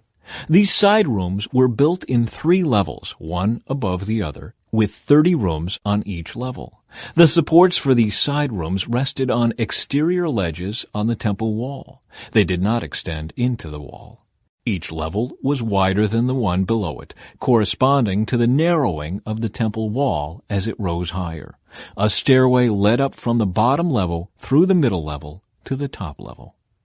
I saw that the temple was built on a terrace, which provided a foundation for the side rooms. This terrace was 10.5 feet high. The outer wall of the temple's side rooms was 8 3/4 feet thick. This left an open area between these side rooms and the row of rooms along the outer wall of the inner courtyard. This open area was 35 feet wide, and it went all the way around the temple. 2 doors opened from the side rooms into the terrace yard, which was 8 3/4 feet wide. One door faced north and the other south. A large building stood on the west, facing the temple courtyard. It was 122.5 feet wide and 157.5 feet long, and its walls were 8 3/4 feet thick. Then the man measured the temple, and it was 175 feet long. The courtyard around the building, including its walls, was an additional 175 feet in length.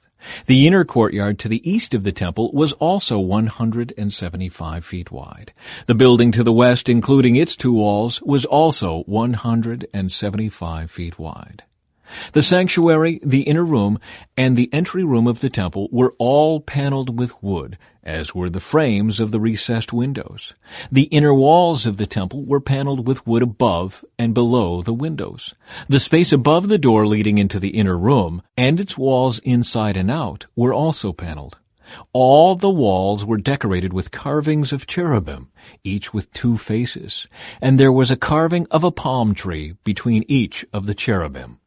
One face, that of a man, looked toward the palm tree on one side. The other face, that of a young lion, looked toward the palm tree on the other side. The figures were carved all along the inside of the temple, from the floor to the top of the walls, including the outer wall of the sanctuary. There were square columns at the entrance to the sanctuary, and the ones at the entrance of the most holy place were similar. There was an altar made of wood 5 1/4 feet high and 3.5 feet across. Its corners, base, and sides were all made of wood. This, the man told me, is the table that stands in the Lord's presence. Both the sanctuary and the most holy place had double doorways, each with 2 swinging doors. The doors leading into the sanctuary were decorated with carved cherubim and palm trees, just as on the walls. And there was a wooden roof at the front of the entry room to the temple. On both sides of the entry room were recessed windows decorated with carved palm trees. The side rooms along the outside wall also had roofs. Chapter 42. Rooms for the priests. Then the man led me out of the temple courtyard by way of the north gateway. We entered the outer courtyard and came to a group of rooms against the north wall of the inner courtyard. This structure, whose entrance opened toward the north, was 175 feet long and 87.5 feet wide. One block of rooms overlooked the 35-foot width of the inner courtyard. Another block of rooms looked out onto the pavement of the outer courtyard. The 2 blocks were built 3 levels high and stood across from each other. Between the 2 blocks of rooms ran a walkway 17.5 feet wide. It extended the entire 175 feet of the complex, and all the doors faced north. Each of the 2 upper levels of rooms was narrower than the one beneath it because the upper levels had to allow space for walkways in front of them. Since there were 3 levels, and they did not have supporting columns as in the courtyards, each of the upper levels was set back from the level beneath it. There was an outer wall that separated the rooms from the outer courtyard. It was 87.5 feet long. This wall added length to the outer block of rooms, which extended for only 87.5 feet, while the inner block, the rooms toward the temple, extended for 175 feet. There was an eastern entrance from the outer courtyard to these rooms. On the south side of the temple, there were 2 blocks of rooms just south of the inner courtyard, between the temple and the outer courtyard. These rooms were arranged just like the rooms on the north. There was a walkway between the 2 blocks of rooms, just like the complex on the north side of the temple. This complex of rooms was the same length and width as the other one, and it had the same entrances and doors. The dimensions of each were identical. So there was an entrance in the wall facing the doors of the inner block of rooms, and another on the east at the end of the interior walkway. Then the man told me, "These rooms that overlook the temple from the north and south are holy. Here the priests who offer sacrifices to the Lord will eat the most holy offerings. And because these rooms are holy, they will be used to store the sacred offerings, the grain offerings, sin offerings, and guilt offerings. When the priests leave the sanctuary, they must not go directly to the outer courtyard. They must first take off the clothes they wore while ministering, because these clothes are holy. They must put on other clothes before entering the parts of the building complex open to the public." When the man had finished measuring the inside of the temple area, he led me out through the east gateway to measure the entire perimeter. He measured the east side with his measuring rod, and it was 875 feet long. Then he measured the north side, and it was also 875 feet. The south side was also 875 feet, and the west side was also 875 feet. So the area was 875 feet on each side, with a wall all around it to separate what was holy from what was common. Chapter 43. The Lord's glory returns. After this, the man brought me back around to the east gateway. Suddenly, the glory of the God of Israel appeared from the east. The sound of his coming was like the roar of rushing waters, and the whole landscape shone with his glory. This vision was just like the others I had seen, first by the Kebar River, and then when he came to destroy Jerusalem. I fell face down on the ground, and the glory of the Lord came into the temple through the east gateway. Then the Spirit took me up and brought me into the inner courtyard, and the glory of the Lord filled the temple. And I heard someone speaking to me from within the temple, while the man who had been measuring stood beside me. The Lord said to me, "Son of man, this is the place of my throne, and the place where I will rest my feet. I will live here forever among the people of Israel. They and their kings will not defile my holy name any longer by their adulterous worship of other gods, or by honoring the relics of their kings who have died. They put their idol altars right next to mine, with only a wall between them and me. They defiled my holy name by such detestable sin, so I consumed them in my anger. Now let them stop worshiping other gods and honoring the relics of their kings, and I will live among them forever. Son of man, describe to the people of Israel the temple I have shown you, so they will be ashamed of all their sins. Let them study its plan, and they will be ashamed of what they have done. Describe to them all the specifications of the temple, including its entrances and exits, and everything else about it. Tell them about its decrees and laws. Write down all these specifications and decrees as they watch, so they will be sure to remember and follow them. And this is the basic law of the temple, absolute holiness. The entire top of the mountain where the temple is built is holy. Yes, this is the basic law of the temple. The altar. These are the measurements of the altar. There is a gutter all around the altar, 21 inches deep and 21 inches wide, with a curb 9 inches wide around its edge. And this is the height of the altar. From the gutter, the altar rises 3.5 feet to a lower ledge that surrounds the altar and is 21 inches wide. From the lower ledge, the altar rises 7 feet to the upper ledge that is also 21 inches wide. The top of the altar, the hearth, rises another 7 feet higher, with a horn rising up from each of the 4 corners. The top of the altar is square, measuring 21 feet by 21 feet. The upper ledge also forms a square, measuring 24.5 feet by 24.5 feet, with a 21-inch gutter and a 10.5-inch curb all around the edge. There are steps going up the east side of the altar. Then he said to me, "Son of man, this is what the sovereign Lord says. These will be the regulations for the burning of offerings and the sprinkling of blood when the altar is built. At that time, the Levitical priests of the family of Zadok, who minister before me, are to be given a young bull for a sin offering, says the Sovereign Lord. You will take some of its blood and smear it on the four horns of the altar, the four corners of the upper ledge, and the curb that runs around that ledge. This will cleanse and make atonement for the altar. Then take the young bull for the sin offering and burn it at the appointed place outside the temple area. On the second day, sacrifice as a sin offering a young male goat that has no physical defects. Then cleanse and make atonement for the altar again, just as you did with the young bull. When you have finished the cleansing ceremony, offer another young bull that has no defects and a perfect ram from the flock. You are to present them to the Lord, and the priests are to sprinkle salt on them and offer them as a burnt offering to the Lord.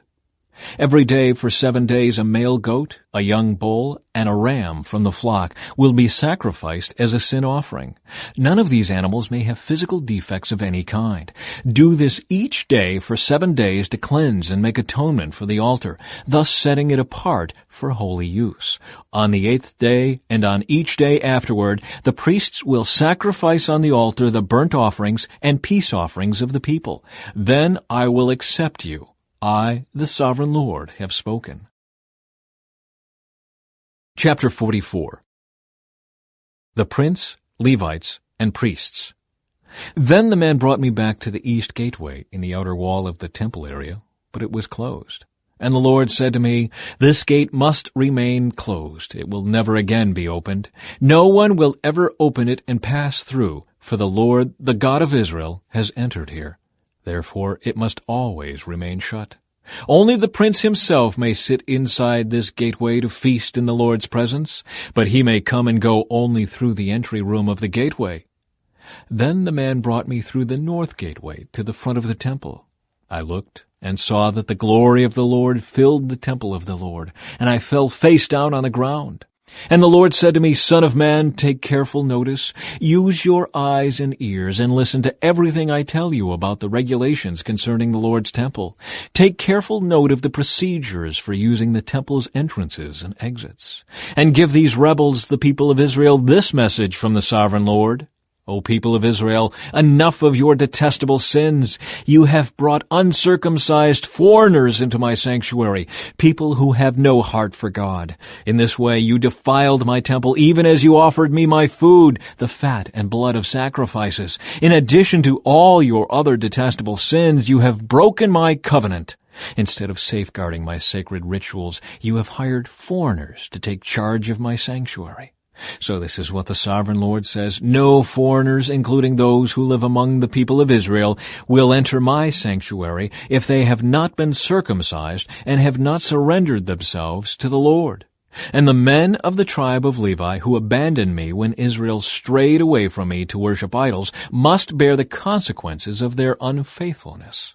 They may still be temple guards and gatekeepers, and they may slaughter the animals brought for burnt offerings and be present to help the people.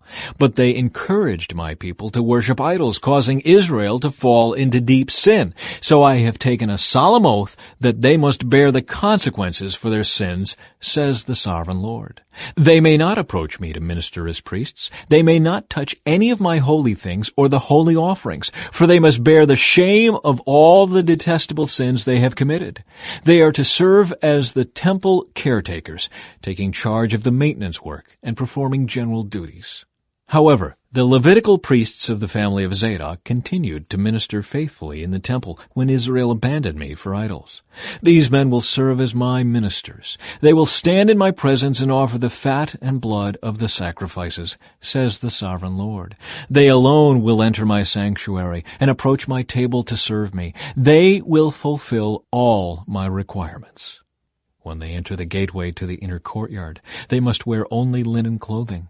They must wear no wool while on duty in the inner courtyard or in the temple itself. They must wear linen turbans and linen undergarments. They must not wear anything that would cause them to perspire. When they return to the outer courtyard where the people are, they must take off the clothes they wear while ministering to me. They must leave them in the sacred rooms and put on other clothes, so they do not endanger anyone by transmitting holiness to them through this clothing. They must neither shave their heads nor let their hair grow too long. Instead, they must trim it regularly.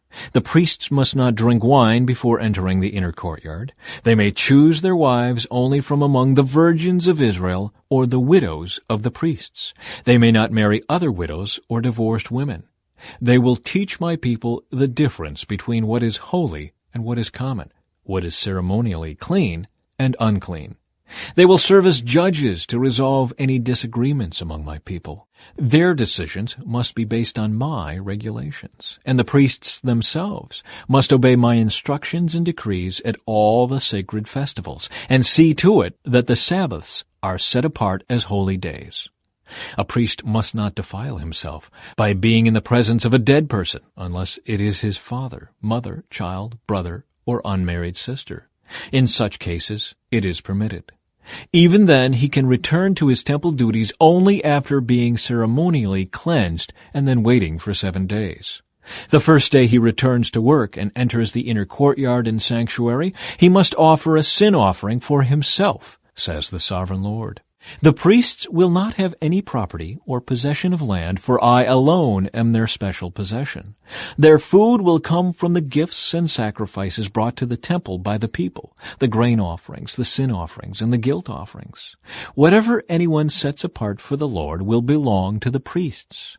The first of the ripe fruits and all the gifts brought to the Lord will go to the priests. The first samples of each grain harvest and the first of your flour must also be given to the priests, so the Lord will bless your homes.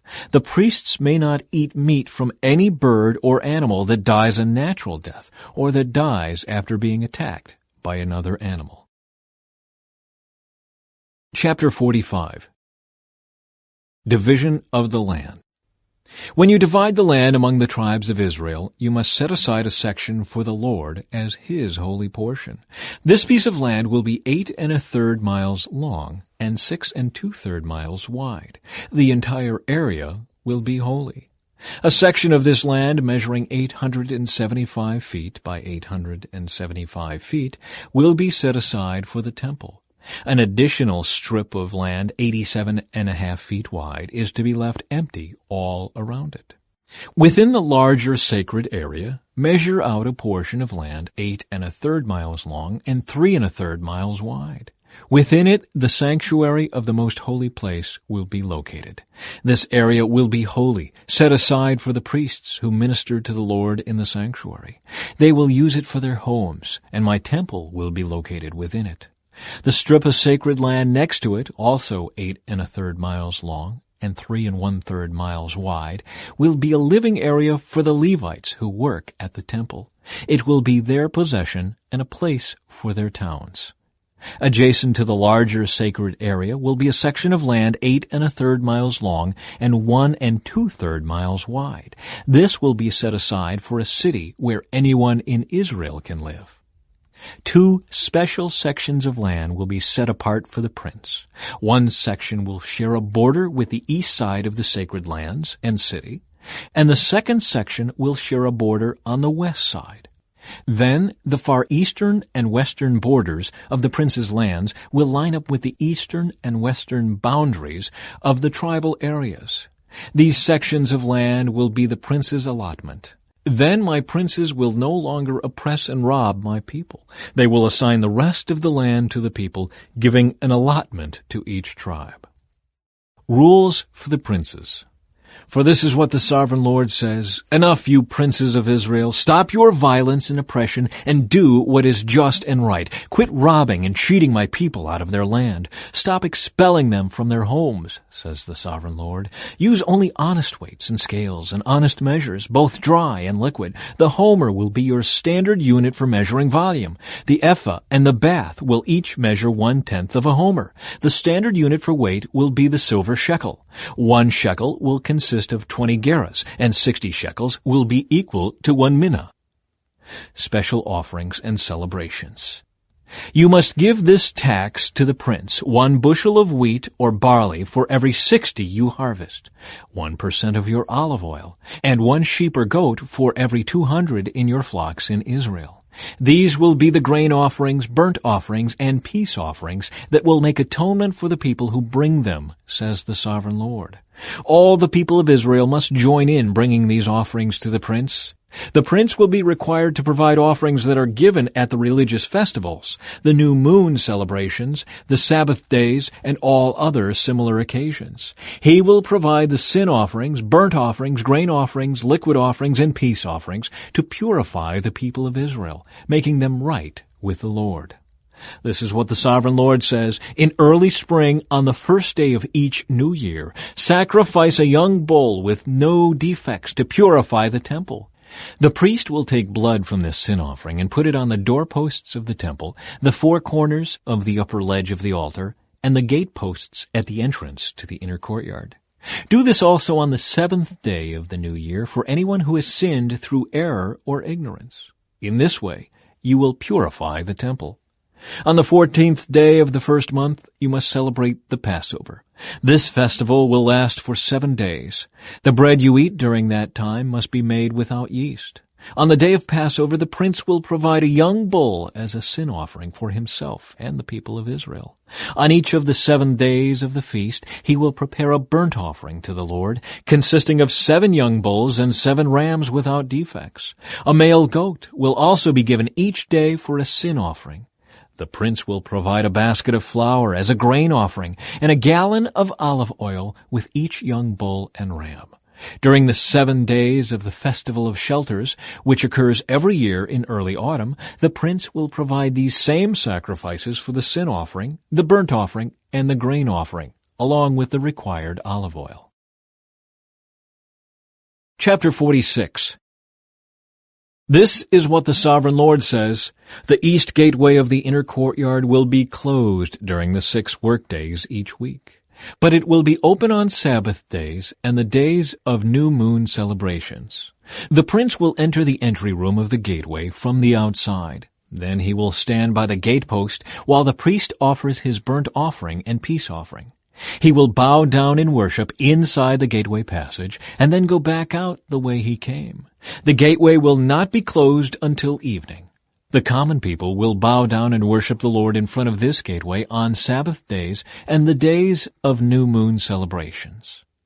Each Sabbath day, the prince will present to the Lord a burnt offering of 6 lambs and 1 ram, all with no defects. He will present a grain offering of a basket of choice flour to go with the ram, and whatever amount of flour he chooses to go with each lamb, and he is to offer 1 gallon of olive oil for each basket of flour.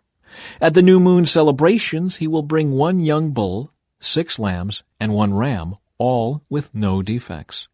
With the young bull, he must bring a basket of choice flour for a grain offering. With the ram, he must bring another basket of flour. And with each lamb, he is to bring whatever amount of flour he chooses to give. With each basket of flour, he must offer 1 gallon of olive oil. The prince must enter the gateway through the entry room, and he must leave the same way. But when the people come in through the north gateway to worship the Lord during the religious festivals, they must leave by the south gateway. And those who entered through the south gateway must leave by the north gateway. They must never leave by the same gateway they came in, but must always use the opposite gateway. The prince will enter and leave with the people on these occasions.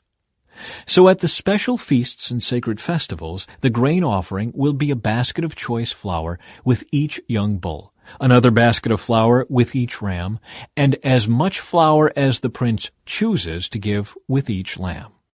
Give 1 gallon of olive oil with each basket of flour. When the prince offers a voluntary burnt offering or peace offering to the Lord, the east gateway to the inner courtyard will be opened for him, and he will offer his sacrifices as he does on Sabbath days. Then he will leave, and the gateway will be shut behind him. Each morning you must sacrifice a 1-year-old lamb with no defects as a burnt offering to the Lord. With the lamb, a grain offering must also be given to the Lord, about 3 quarts of flour, with 1/3 of a gallon of olive oil, to moisten the choice flour.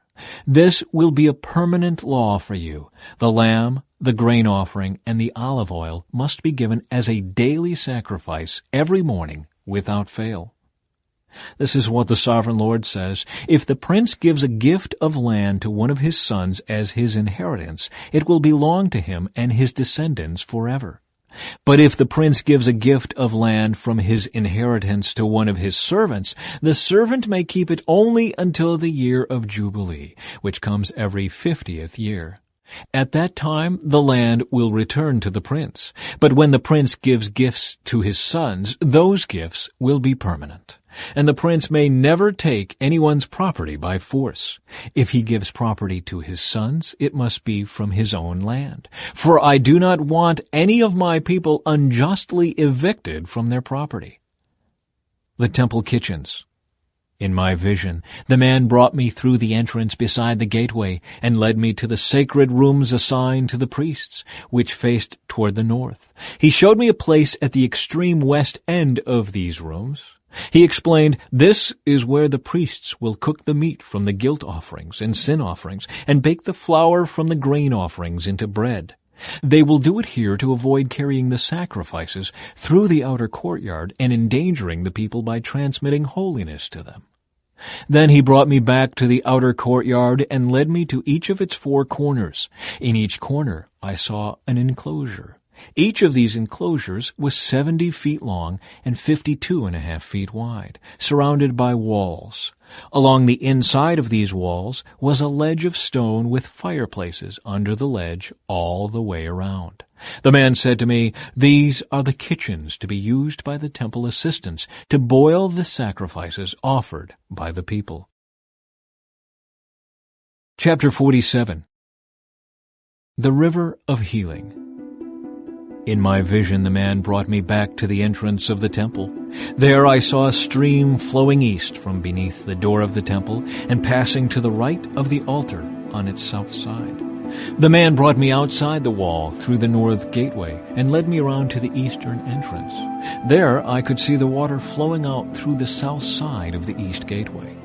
Measuring as he went, he took me along the stream for 1,750 feet and then led me across.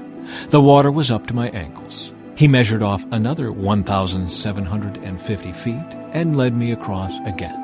This time, the water was up to my knees. After another 1,750 feet, it was up to my waist. Then he measured another 1,750 feet, and the river was too deep to walk across. It was deep enough to swim in, but too deep to walk through.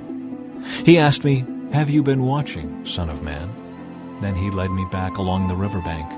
When I returned, I was surprised by the sight of many trees growing on both sides of the river.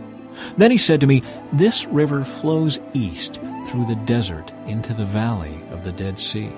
The waters of this stream will make the salty waters of the Dead Sea fresh and pure. There will be swarms of living things wherever the water of this river flows. Fish will abound in the Dead Sea, for its waters will become fresh. Life will flourish wherever this water flows. Fishermen will stand along the shores of the Dead Sea, all the way from En-Gedi to En-Eglaim. The shores will be covered with nets drying in the sun. Fish of every kind will fill the Dead Sea, just as they fill the Mediterranean. But the marshes and swamps will not be purified. They will still be salty. Fruit trees of all kinds will grow along both sides of the river. The leaves of these trees will never turn brown and fall, and there will always be fruit on their branches. There will be a new crop every month, for they are watered by the river flowing from the temple. The fruit will be for food, and the leaves for healing." Boundaries for the land. This is what the Sovereign Lord says: "Divide the land in this way for the 12 tribes of Israel. The descendants of Joseph will be given 2 shares of land. Otherwise, each tribe will receive an equal share. I took a solemn oath and swore that I would give this land to your ancestors, and it will now come to you as your possession." These are the boundaries of the land. The northern border will run from the Mediterranean toward Hethlon, then on through Lebo-Hamath to Zedad. Then it will run to Berothah and Sibrim, which are on the border between Damascus and Hamath, and finally to Hazer-Hetikon on the border of Haran. So the northern border will run from the Mediterranean to Hazar-Enan on the border between Hamath to the north and Damascus to the south. The eastern border starts at a point between Haran and Damascus and runs south along the Jordan River between Israel and Gilead, past the Dead Sea, and as far south as Tamar. This will be the eastern border. The southern border will go west from Tamar to the waters of Meribah at Kadesh, and then follow the course of the Brook of Egypt to the Mediterranean. This will be the southern border. On the west side, the Mediterranean itself will be your border from the southern border to the point where the northern border begins, opposite Lebo-Hamath. Divide the land within these boundaries among the tribes of Israel. Distribute the land as an allotment for yourselves and for the foreigners who have joined you and are raising their families among you. They will be like native-born Israelites to you and will receive an allotment among the tribes. These foreigners are to be given land within the territory of the tribe with whom they now live. I, the Sovereign Lord, have spoken. Chapter 48. Division of the Land. Here is the list of the tribes of Israel and the territory each is to receive. The territory of Dan is in the extreme north. Its boundary line follows the Hethlon road to Lebo-Hamath and then runs on to Hazar-Enan on the border of Damascus, with Hamath to the north. Dan's territory extends all the way across the land of Israel from east to west. Asher's territory lies south of Dan's and also extends from east to west. Naphtali's land lies south of Asher's, also extending from east to west. Then comes Manasseh, south of Naphtali, and its territory also extends from east to west. South of Manasseh is Ephraim, and then Reuben, and then Judah, all of whose boundaries extend from east to west. South of Judah is the land set aside for a special purpose. It will be 8 1/3 miles wide and will extend as far east and west as the tribal territories, with the temple at the center. The area set aside for the Lord's temple will be 8 1/3 miles long and 6 2/3 miles wide. For the priests, there will be a strip of land measuring 8 1/3 miles long by 3 1/3 miles wide, with the Lord's temple at the center. This area is set aside for the ordained priests, the descendants of Zadok, who served me faithfully and did not go astray with the people of Israel and the rest of the Levites. It will be their special portion when the land is distributed, the most sacred land of all. Next to the priest's territory will lie the land where the other Levites will live. The land allotted to the Levites will be the same size and shape as that belonging to the priests, 8 1/3 miles long and 3 1/3 miles wide. Together these portions of land will measure 8 1/3 miles long by 6 2/3 miles wide. None of this special land may ever be sold or traded or used by others, for it belongs to the Lord. It is set apart as holy. An additional strip of land 8 1/3 miles long by 1 2/3 miles wide, south of the sacred temple area, will be allotted for public use, homes, pasture lands, and common lands, with a city at the center. The city will measure 1.5 miles on each side, north, south, east, and west. Open lands will surround the city for 150 yards in every direction. Outside the city, there will be a farming area that stretches 3 1/3 miles to the east and 3 1/3 miles to the west along the border of the sacred area. This farmland will produce food for the people working in the city. Those who come from the various tribes to work in the city may farm it. This entire area, including the sacred lands and the city, is a square that measures 8 1/3 miles on each side. The areas that remain to the east and to the west of the sacred lands and the city will belong to the prince. Each of these areas will be 8 1/3 miles wide, extending in opposite directions to the eastern and western borders of Israel, with the sacred lands and the sanctuary of the temple in the center. So the prince's land will include everything between the territories allotted to Judah and Benjamin, except for the areas set aside for the sacred lands and the city. These are the territories allotted to the rest of the tribes. Benjamin's territory lies just south of the prince's lands, and it extends across the entire land of Israel from east to west.